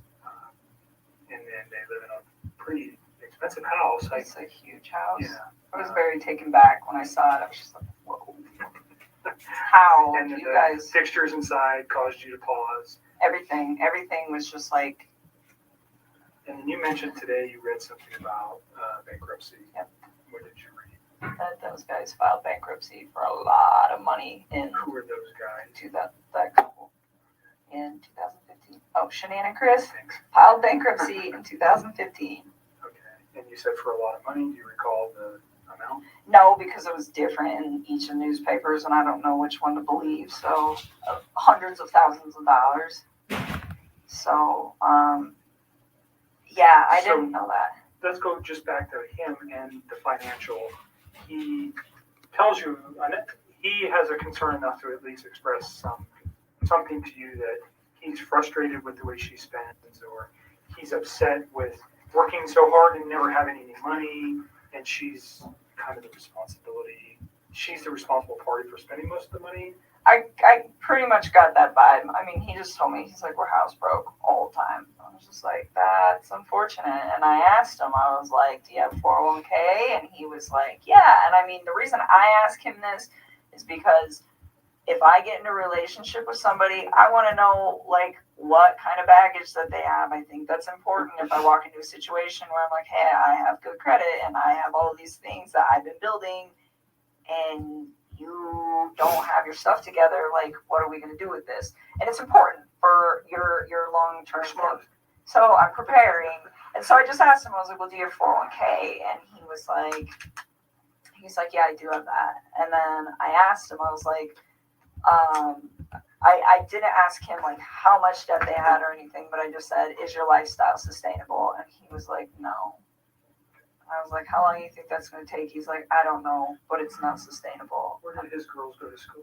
I don't know. He never actually told me. Like, when I asked him once, it was like when I was trying to find him an apartment, I was like, are you comfortable telling me where your girls go to school? That's in the text too. I was like, so I can figure out what distance from the apartment it is. I was trying to just make his life convenient with, like, him, his ex, his kids, and all the stuff that he needs to do and work.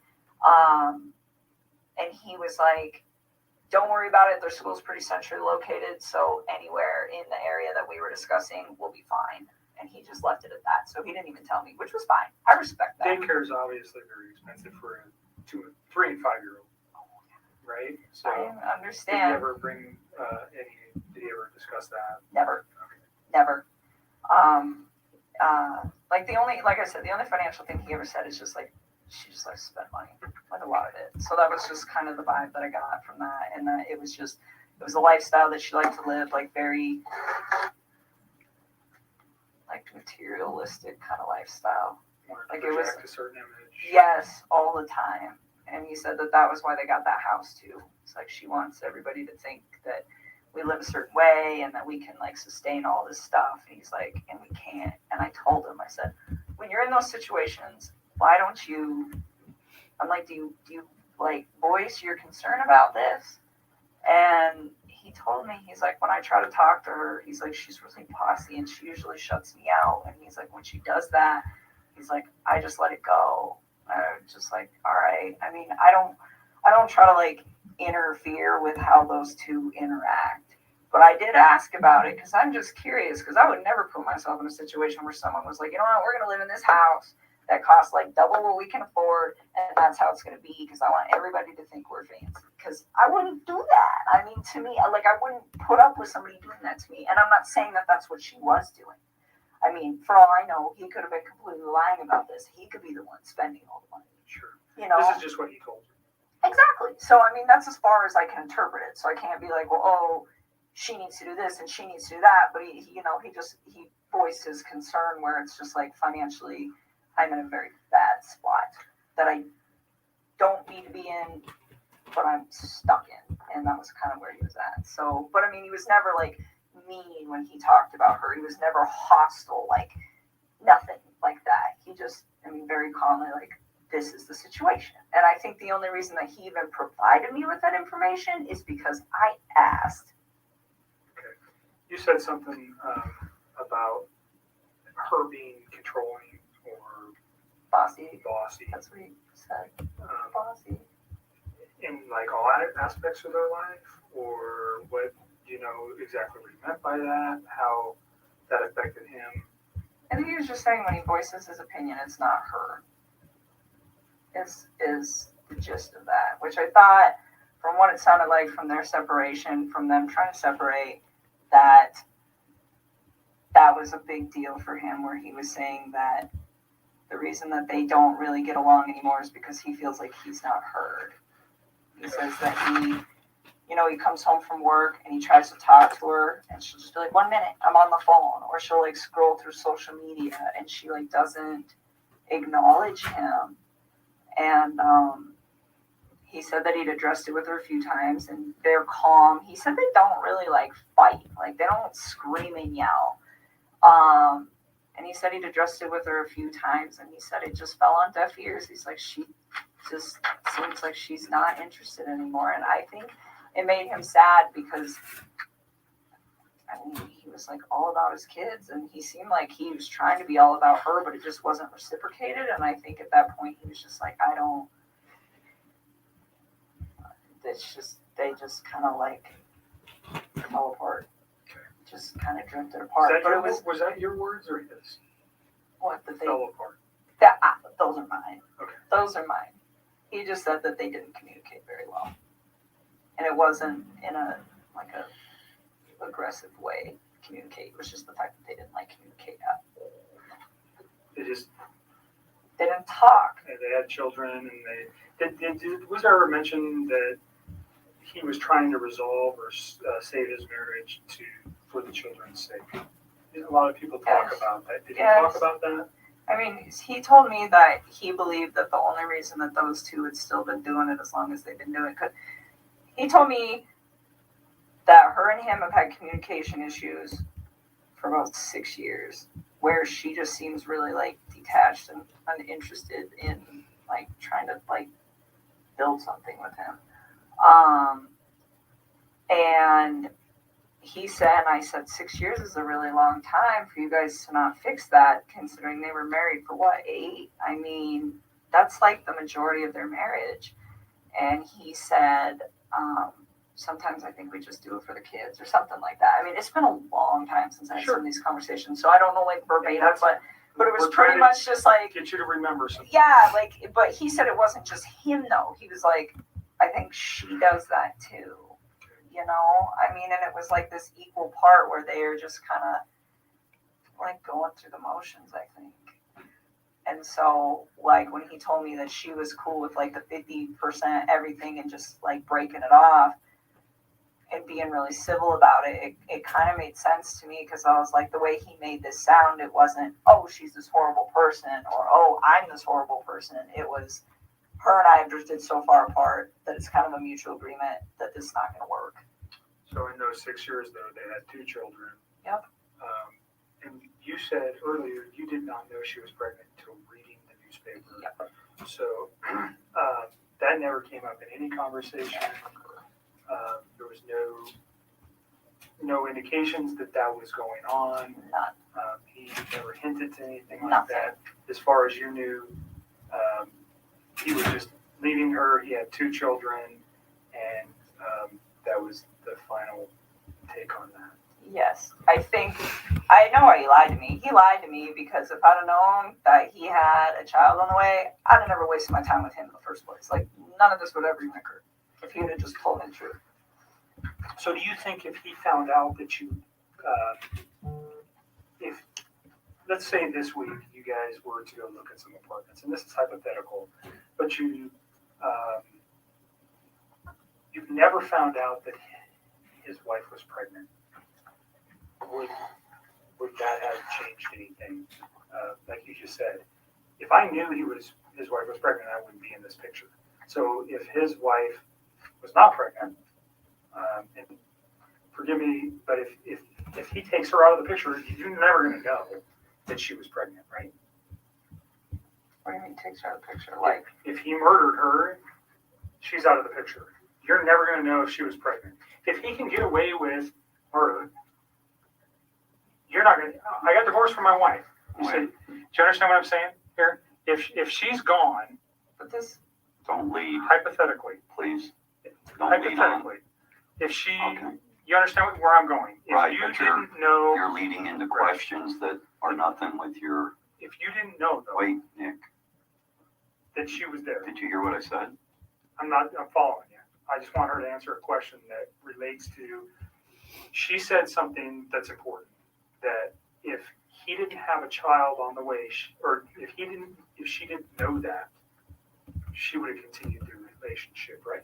But he killed his kids. At what point does he think that I'm going to be in a relationship? I'm not talking about the children. I'm just talking specifically about her. If you only knew, if the kids were still here, and he called you and said, I'm divorced from my wife, and he gets away with this, do you understand what I'm thinking from his aspect? I still wouldn't do it. I still wouldn't do it because I'd be like, where did she go? Okay. Because I'm under the impression that she's a really good mom. Like, he never bashed her momming skills. Like, no, I wouldn't, no. Okay. No. And that's, that, you see where I'm trying to take that? Yes. So you guys never had a conversation about the child, period. I didn't know at all. And by your words, if you did know, you would have ended the relationship. Well, because it wouldn't have made sense to me that he's like, I'm getting separated. Oh, by the way, I have a baby on the way. It's like, you are a liar. You're just trying to sleep with me. That's what I would have probably interpreted that as, and I'd have just shut that off at work, and that would have been the end of it. All right, move past that. The week that he comes back from North Carolina, you don't remember, somewhere in the first couple of weeks of August. Yeah, I think it was the second week, but I don't remember off the top of my head. So we'll just use August as a time frame. Is that fair? Because you know he left in July and he comes back in August. How many times do you think you've seen him? I saw him a few times. I saw him this past Saturday. I saw him the Wednesday before that. And he wanted to see me more. I was the one who wanted my space. I was like, nope, your kids are home. Go hang out with your kids. And even on Wednesday, I cut it short. Like, he came and hang out with me for a few hours, and then I was like, go chill with your kids. I was always like really Do you respectful. know specifically where you guys went? Did you meet at your house? Did you guys go to any restaurants? Did you go to establishments?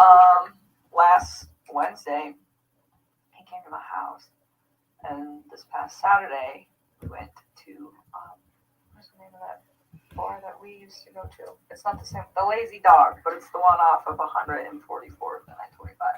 I think it's 144th up there. And it's the Lazy Dog. Yes. Did he ever mention a Rockies game that night? No, I don't think so. But there was a the Broncos were playing, which we couldn't see because they sat us in a crappy spot. But it's okay because it's preseason. But so do you recall what time you went there? no, I remember. Well, kind of. So he had to get a babysitter that night. Do you know who that was? Somebody who's really young. I remember I asked him who his babysitter was, and he's like, "We have two. This girl's only 17, but the other one's out of town. So this girl's gonna stay, and she doesn't do overnights. So I gotta be back by 10." And I remember her saying that, and him saying that. And I don't know what time he got to my house. It was between, I want to say like 5:30. It might have been 5, but I don't think so, because I think the babysitter, if I remember correctly, showed up at like 4:30 or something, and he was like, "I want to spend time getting my kids acclimated to her, and then I will come." So his children didn't even know her. Oh no, they knew her, but he was saying like he likes to like stay there for a little while. He doesn't just like walk out the door and show up. It's like a transitional thing. And so that's why I'm saying I don't know how long it was. I want to say like 5:30, and then he had to be back by 10. So he left at like 9 something to be back by 10. So he picked you up? What was he driving? No, he didn't pick me up. He came to my house. We drove my truck. Okay. So he gets to your house. You know what he was driving? He gets to your house. Off the top of my head, I don't remember. I'm pretty sure he usually drives that Lexus, but he doesn't always park it in my complex because the parking, there's not good spaces. So where you guys pick me up at, a lot of times he'll just park out there because there's room. Okay. So that kind of works so that because there's just not a lot of room in my apartment complex. But off the top of my head, I don't know what he was driving. What kind of truck do you drive?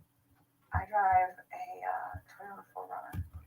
So you guys take your 4Runner to the Lazy Dog. Yep. And you said they sat you in crappy locations. It's just Where a were mess. you inside We the bar? were, when you walk in, you just hang a right, and we were like one of the first two booths on the right when you walk in the door. It's just not it's a good spot, but just not for the TVs. And we actually went to the other Lazy Dog. We went to the one that you and me go to. Where's that on? Federal and 120th. It's 120th and Federal, and we went there, and they have a different menu, and I was like, I don't want to eat this food. so we should go to the other one. So initially you go to the 120th Yes. location. Did you actually get seated? Kind of, sort of. They were like cleaning off a table, and we were standing there, just kind of looking at the beer menu and the food menu, and I was like, I don't want this. And so we 6 left. o'clock? Probably somewhere around there, 6:30, and then we left and went to the other one, and we ate dinner. And you're in like first or second booth, right to the right of the door. I'm just asking because if they have video, we want to be able to verify that, so that's why it's important. There for how long? I don't know. Probably we didn't stay for dessert, so I don't know. How long's the restaurant take? Like an hour and a half? I've never been to the Lazy Dog. I don't know, probably about an hour and a half, and then we went back to my house for a little bit, hung out at my house for a little while, and then he had to leave, and then he left. Do you recall what time you left? Off the top of my head, no. I remember he was like gonna be late to be back at 10. I think there's a text message where he starts texting me when he's home at his house. So you could probably figure that out. And I remember I texted him back and I was like, damn, that was quick. Or wow, that was really quick. He's like, yeah, I even had time to stop at the ATM or stop at the gas station, stop somewhere to get money to pay the babysitter. Okay. And I was just like thinking like, well, that was really fast. But I think he was still like a little late coming back, but nothing too drastic. So he probably left my house like somewhere around 9:30ish. All right. And you go straight home. He texts you. Well, I was already home. Right. No, he texts you. He goes straight home from your house and he texts you that he's home. So that should be your text. It should be. I'm pretty positive that was not a phone call. I'm almost positive that was a text. Sometimes I get them flip-flop or I don't remember, but sometimes I know. I'm pretty sure that one was a text. Saturday during your dinner, what kind of conversation did you have?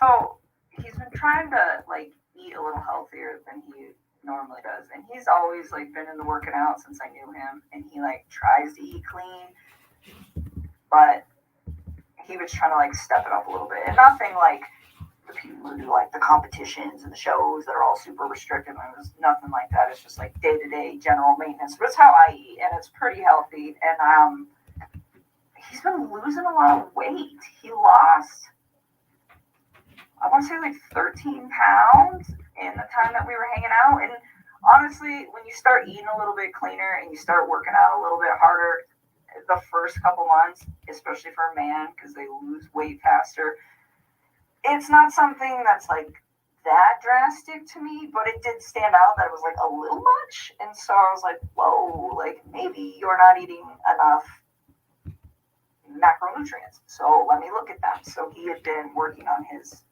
MyFitnessPal app and like programming like all the stuff he needs. And I just started going through them, and I was like trying to figure out like where his ratios were. And we actually spent a lot of time doing that because he'd asked me to do it for him.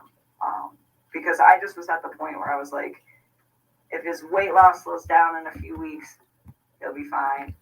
And if it doesn't, then his macros are a little off. It's not like that big of a deal like in the workout community. This is like a very normal thing. But I Do you just have any other outside concerns, like potential drug use, alcohol use, any of that stuff that led you to go, hey, he's lost an extreme amount of weight in such a short period of time? no, and I wouldn't call it extreme. It was just like it was a lot. But I mean, when I first started working out, I dropped like 12 pounds in 2 weeks when I first started like hitting it hard with the diet.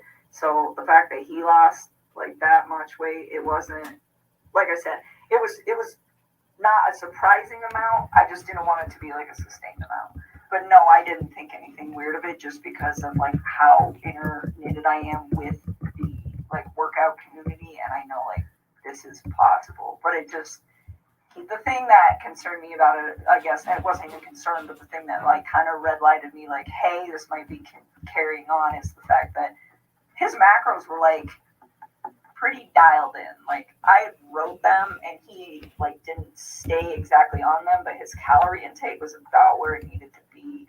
My experience anyways for like what he was trying to achieve. And so I don't know, he didn't seem to have a problem with it. He liked where he was at with all of that. So that was your main conversation Saturday? That was like a big chunk while we were there, is like us actually going through, because I was like going through each item like, why do you have Why are your ratios off? Do you know where his kids or wife were that night? On Saturday? Yeah, his kids. Well, you know his kids are with the babysitter. Do you know where his wife is? She's in Arizona. Okay. How do you know that? Because he told me. Okay. Do you know what she's doing there? I think she's on a business trip. He didn't even tell me right away. He actually told me, I think, like on Saturday. Something. It might have been like Friday or something. I honestly don't remember. I just remember I was like really surprised where he's like, hey, like, I'm going to try to get a babysitter if you want to hang out or something like that. And I was like, why do you need a babysitter? Your wife's home. He's like, no, she's out of town. I was like, oh, Okay. okay. Is there much conversation regarding that, her on being on a trip, or the children on during those conversations? Not really. I just asked him what time she was coming home on Sunday, and he just said really late. Okay. And that was it. I mean, there's nothing really to talk about with that. So your conversations mainly health related. Mm-hmm. You guys return to your house, and then he goes home, and then you talk to him for a few hours on Sunday. Did I? Are you asking me or are you I'm telling me? asking you. Oh, I was like, I don't even know. Someday, honestly, so wait a minute. That was Saturday. We're talking about Saturday. We're not talking about Sunday right now. Okay, so you're still on Saturday. Yes. You guys have a This- phone conversation when he gets home? That was the day that he got the babysitter and I went out to dinner, not Sunday. Okay. Okay, sorry. I just want to make sure That's you okay. got your Yep. days right. So Saturday, yes, we went out. He had the babysitter. He went home. I'm sure we did. We always talk on the phone. And honestly, I mean, Mark asked me that the other day. He's like, how long are you on the phone? 15 minutes, 20 minutes? Like, you're going to have to look at the records, to be honest with you. Like, I'm so much. You like to talk, I can tell a little bit. Yeah, a little bit. 400 when she was young. She'd crank out about 400 words a minute, gusts up to 600. That little thing can yak, man. You're a talker, so I'm letting you talk. I need to use the restroom. I can show you where it's at. Can you So- give me some water while you're out there with Sure. him, please? Thank you. Another bottle. Let's Yeah, at least one. let's move to Sunday. Sunday. Well, let me reverse something. Your conversation with the children, or about the children, was there ever any talk about medical concerns with either of the children? Well, I know Cece is allergic to not peanuts, like pine nuts. Pine nuts. So she has a nut allergy. Yes. Did they take meds? Yeah, I know that she had like an EpiPen, but as far as I know, she didn't have any meds, but I never asked. Like, I was just told, like, she has a pretty severe allergy. And Enough to carry an EpiPen, that's pretty severe. yeah, while we're on this, so when he was in North Carolina, this is all like hearsay now because it's like, this is not a conversation. Like, he's telling me this stuff, but who knows exactly what happened. But he went out there to go see his family and her family. And while he was in town, before he went out to North Carolina, I guess his mother had accidentally, like, not exposed her to something with nuts, but had, like, given a product, I think it was like ice cream, to a different kid that could have traces of nuts or something. I don't know. But it was like, his daughter was fine, but she was, like, in the range of contamination. And I think his wife was very upset about that. And when he got to North Carolina, he told me that he was supposed to spend like half time with them, half the time with her family, and that was supposed to be what it was. I don't know. But he said that he went to go see his family and they weren't answering the phone for like a day or two before he went out there. And then when he got there, there was a note on the door that said, son, if you step by, we're at the beach. And they ignored him for like most of the time that he was out there. And His own family? he is his mom, his dad, Wait. his sister. What's the significance? Do you know why? Yeah, he said, and again, I don't know what is true with this man anymore and what's not, but he told me that, like, leading up to it, I was like, well, why are your folks, like, ignoring you? And I was, like, really concerned about this. Like, every single day he would talk to me when he was out there, and I was like, you talked to your family today? You talked to your family today? Did you talk to your dad? What happened? Did you talk to him? No, I didn't. Or, yeah, I talked to my mom. Well, what'd she say? Are you going to hang out with him? Like, I wanted him to see his people because it's important. Family is an important thing. You know, it just needs to function properly. And Sure. and so I was like, well, and he was like, well, they're ignoring me. And I was like, what do you think happened? And he was like, I'm not really sure, but I think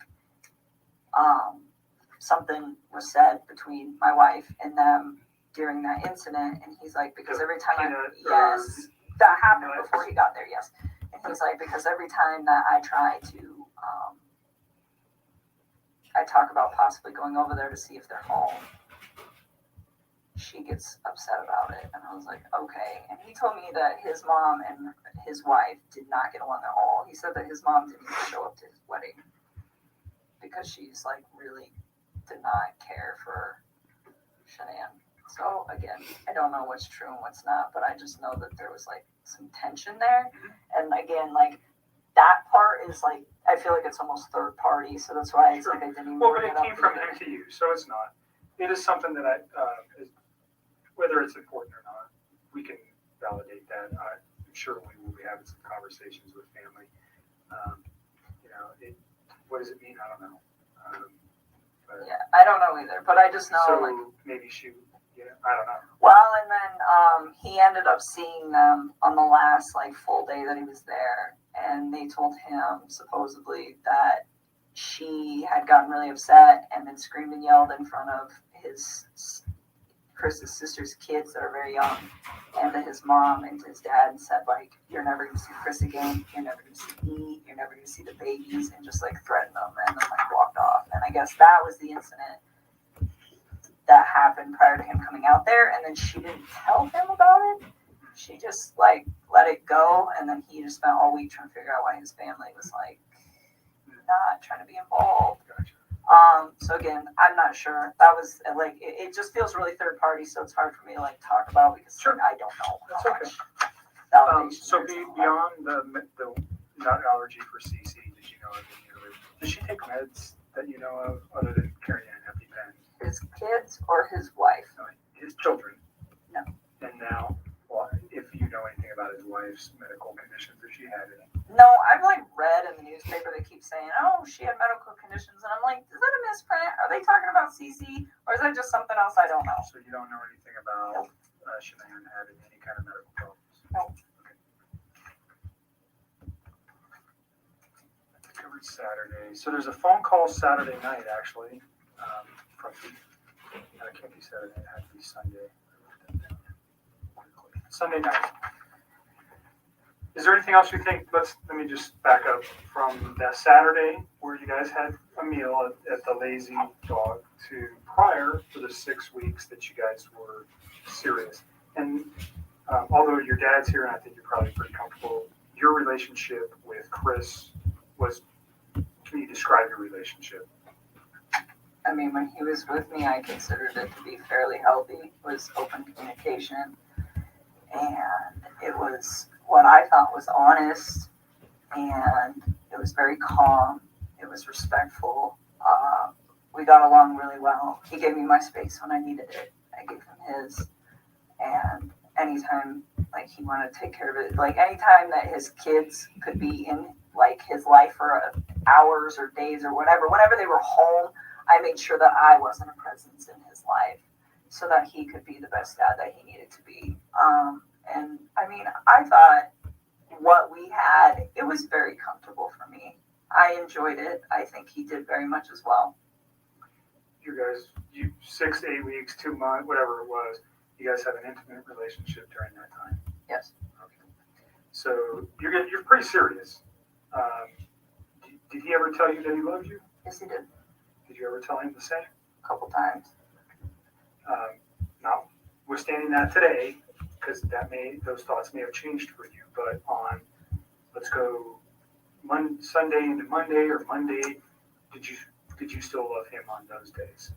I think it was something where it was like I said it a few times and I meant it, but he definitely felt the urge to say it to me a lot more than I did to him because it was just all very new to me. And it was like, take your time with this. Like, you don't need to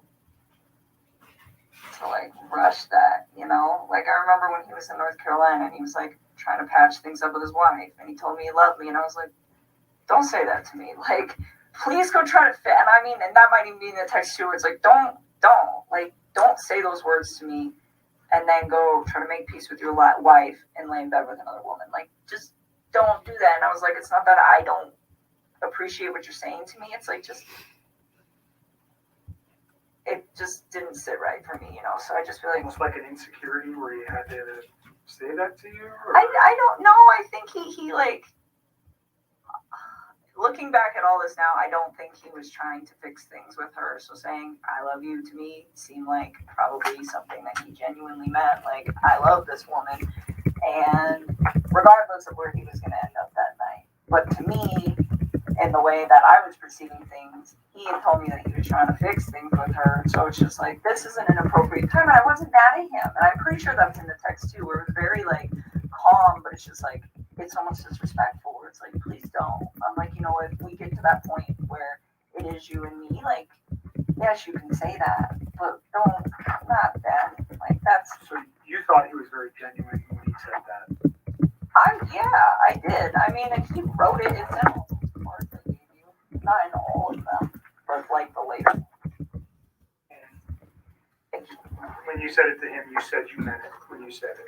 Yes, I just didn't say as frequently as he said it. Like, sometimes he would say it, and I was just like, for me, it was still like very, very new. So I kind of like took my time and only said it when I was just like, this is a really important moment. So you got, I mean, in the short period of time that you guys were together, he Yes. became very attached to you. Yes. Very, very He's attached. sending cards, Flowers. He's telling you he loves you. He sends you flowers. Does he buy you any other gifts? I wouldn't have wanted them anyways. Flowers is enough. I don't need expensive stuff. But he becomes very attached. Yes. You guys are talking multiple times a day, at least. You're All the time. You're seeing each other on a regular basis. Yep. So it's a very, and his wife is not around, nor are his children. So there's a lot of time for you guys to build your relationship in this first four weeks or so.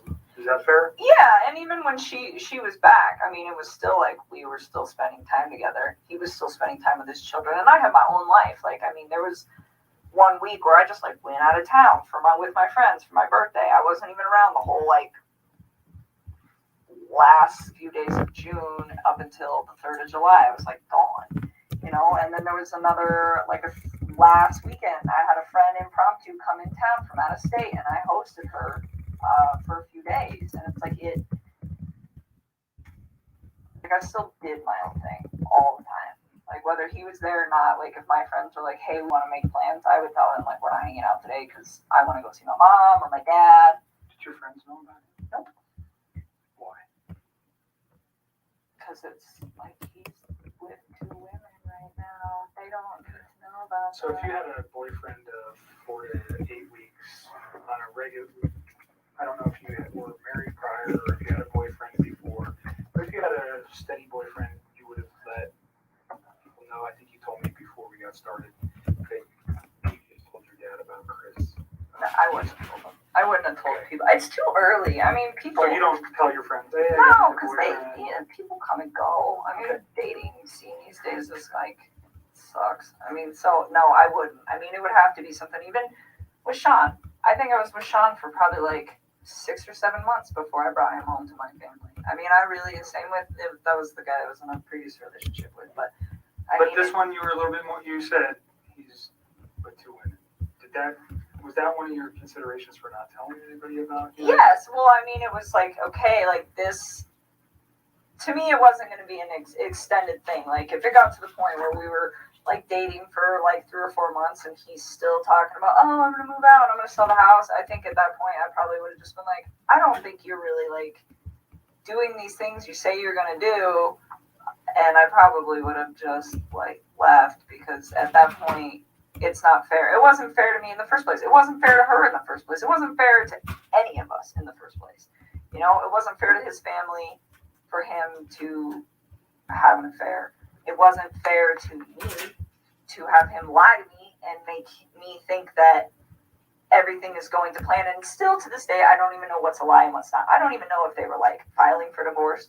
I don't know if they were putting the house up. I don't even know anymore what is real and what is not. But what I do know is it's just like, that wasn't fair to me either, because if I'd have known not even all the truth, but like obviously some of it, I wouldn't have even engaged in any of this in the first place. And and that's the part for me, just like on my personal level, outside of everything that is happening, that is gonna affect me long term. It's like, I'm gonna wake up every day and know that like this mom and her unborn child and these two little girls are not around anymore, and it breaks my heart. It is so, and then I have to think about like the consequences of his actions and how they affect everybody else. Like all of these, her family's impacted. My name is about to be like slandered for probably a while. I don't know how long it's going to take to heal, but I would not be surprised if it's going to be hard to go out in public sometimes for a couple of years. And that really hurts me. I'm just like, this is a horrible, horrible thing. Like, how dare you, and people aren't going to understand that. They're going to say, oh, you're the woman that had an affair with this man who took out his whole family. And I take a step back and it's just like, I didn't know. Like,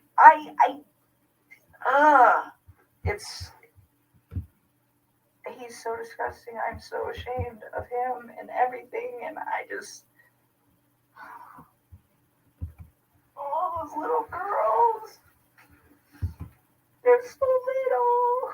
They're so little. We talked a little bit earlier about getting some help with things, and we can provide that.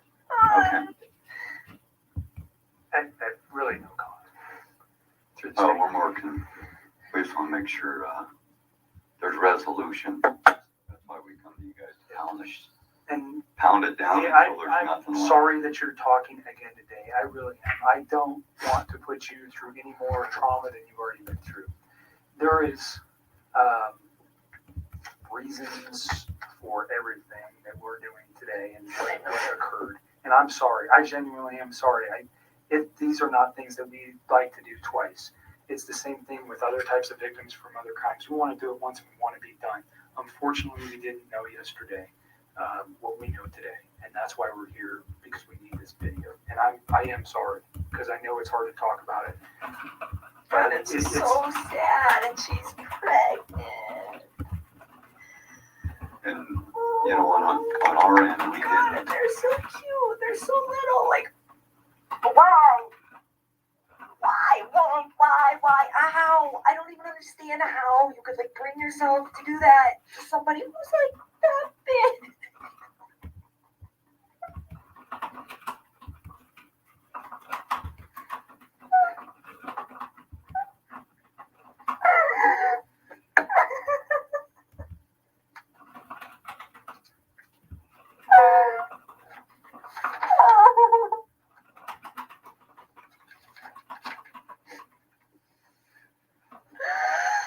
Oh, Jesus.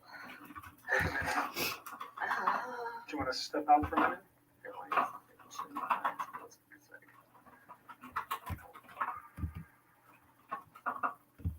I still cannot believe this is happening.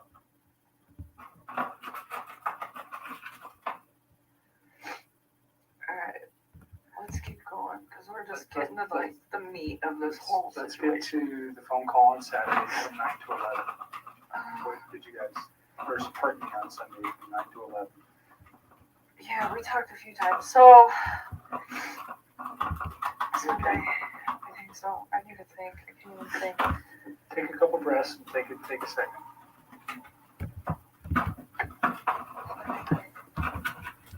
I don't even know. I don't think I was like concerned about anything at that point. You guys had had a meal the night before. You knew his wife was probably coming home late that evening. Oh, you know what? I still don't remember what we talked about. Honestly, we talked about so much random stuff. Like, it's so hard to pinpoint some of these things. I don't remember what we talked about. I do remember that was a long phone conversation though. We probably talked about all sorts of stuff. One thing I do remember though, that I didn't remember earlier when I was talking to Mark. So this is like where I'm starting to remember like little bits and pieces. I don't remember. Yeah, I know. So the phone conversation. I don't remember what was in the phone conversation. Probably nothing of relevance, to be honest with you. But usually he talks to me like down in the basement in his bed before he goes to bed and before I go to bed. And I can hear the TV on, which I thought was kind of weird. I didn't ask him. I just heard it in the background. And I remember thinking, and it was like right before we got off the phone, I was like, why the hell is he up? And there's like no TV downstairs. So I was like, well, maybe, I don't know. No TV in the basement where he usually calls you from. Yeah, and I don't know how many TVs they have. Like, I've never been in their bedroom. Like, I went upstairs once and it was like to their little playroom and I just like looked at it and I was like, that's super cute that your girls have books. And that was like it. And other than that, I have never been in any of those rooms in that upstairs. Like, to me, it was just like, you don't know, like, ever. I had no, so I don't know if he has any other TVs. I'm assuming by like how much other nice stuff they have in their house, it wouldn't surprise me. So I'm not quite sure what room he was in at that point. But I just remember hearing the TV and I was like, it was just weird to me because I was like, why are you watching TV right now? It was like super late. And that was the only thing. He had phoned you? Or were you guys already talking when the TV was going? Or I just remember like I picked up on it like later, but I don't think it was like throughout the whole conversation. Like, I just remember it being towards the end because I remember thinking like, wow, it's really late. Something I didn't ask you about the house because you've been there twice, and it just made me remember. Do you remember how you guys accessed the house? That's a good question. So once through the garage, and I think once through the front door. I think the first time was through the front door, I think. And I think the second time was through the garage. Is there anything unique about either of the doors when you went into the house that might not be typical of another house? Like a unique door. Not You know, the they have door a camera itself. on their door. Okay, I mean, there's I know a that. camera on which door? It's on the front door, isn't it? I don't know. I'm asking. I think so. I don't know. Did he use a key to access the house? No. He did not. The first time I went over there, he just let me in. And then the second time, did we go through the garage? I don't remember. I've been through his garage before. I went through his front door once, though, because I remember he had just cleaned, it was the first time I went through his front door, because he had just cleaned his carpets, and he had moved all the furniture out of the way, and the furniture was kind of in the way of the door. And he's like, the door doesn't open all the way right now. I'll move all the furniture back when the carpet dries. So I do remember that, just kind of offhandedly. And the second time, I want to say we went through his garage, because I remember his garage. I remember, yeah. So he was at the house when you went there. You were never there by yourself. He was at, or he took you there. The first time he was already there, and I met up with him. And the second time we went there together. So the front door, I asked if he could use the key. He let me in. Okay. So there's a, those keypads where you can enter an access code. Do you remember seeing that on his door? I want to say vaguely, but to be honest with you, I don't remember. Like, he let me in that day. That So was he so never long gave you. ago. He never gave you the code to access his home. No, not at all. You talked about a security system. There was a camera on the front door. Was that just like what a Ring doorbell is that goes to your phone? I don't even know what it looked like. I only know that it existed either because A, I wasn't paying attention the first time I was over there, but B, because of all the stuff that's going on right now. That's the only reason I know it Did you ever exists. see any cameras anywhere in the house? Did he ever tell you about the alarm system, or did you access code to the alarm system? I wouldn't have asked for that. I wouldn't have wanted that anyways. Sorry to regress to that. No, you're Go okay. back to the phone call, or where you noticed the television in the background of the phone call. So I didn't know what room he was in, but I was just like, I just thought it was weird because he's always like, before I go to bed and I lay down, he's always like kind of trying to do the same thing. We just talk. It's like a really chill thing till one of us was about to pass out, and then that's like the end of it. But it was strange. So I was like, the TV's on. I remember I was thinking, I was like, maybe he's waiting up for her. And I was like, maybe not. I didn't know. It wasn't something that like alerted me. It was just different from his standard operating procedure. Because whether his wife is home or she's gone, he's always got kind of like the standard op when he calls me. So that's why it was kind of like unique. Because it doesn't really fluctuate when she's there and when she's not there. He's pretty like free reign with what he does. So anything important that you recall during that conversation the children on his wife about what he was doing the next day, what he had planned, anything like that? Did he tell you any of that information? I remember he told me he had to go to the field and not to the office on Monday morning. Okay. Did he specifically say where he needed to go on Monday morning? No, I don't ask him for those sites. There's like Anadarko's got like thousands of sites. If he were to tell me, I wouldn't even They're know. just like random numbers and stuff, right? Well, he told me, he said, I got to go to a site. I got to go check out like a valve or something where they think that they had a release. Something like that. Did he mention the town or anything? No. He just told me that that's what he had to go do. He's like, he was like, I won't see you in the office in the morning. Because I see him, but I don't actually like talk to him. Like I will go in the cafeteria. I will put my lunch in the fridge, and him and his whole team are sitting in there, and I don't talk to any of them. I just walk out. But anyways, yeah, he's like, so I won't see you. I'm going to the field, which is not an uncommon thing for the ops guys to like just go straight to the field. Like it happens. Like typically they go to the office, I would say like 3 or 4 days a week, but there are days where him and his other team members are not there. Or like I'll get in there and some days the cafeteria's packed and they're all there. And other days I get in there and there's only like 3 or 4 of them. So it didn't cause you any concern that he said, No. I'm going to the field on Monday. That wasn't, No, that's happened before. yeah, I mean, it wasn't something, and it's not just him, it's like that whole team. Like, you can just tell when they've got like a lot going on, because I'll walk in and they'll be like 2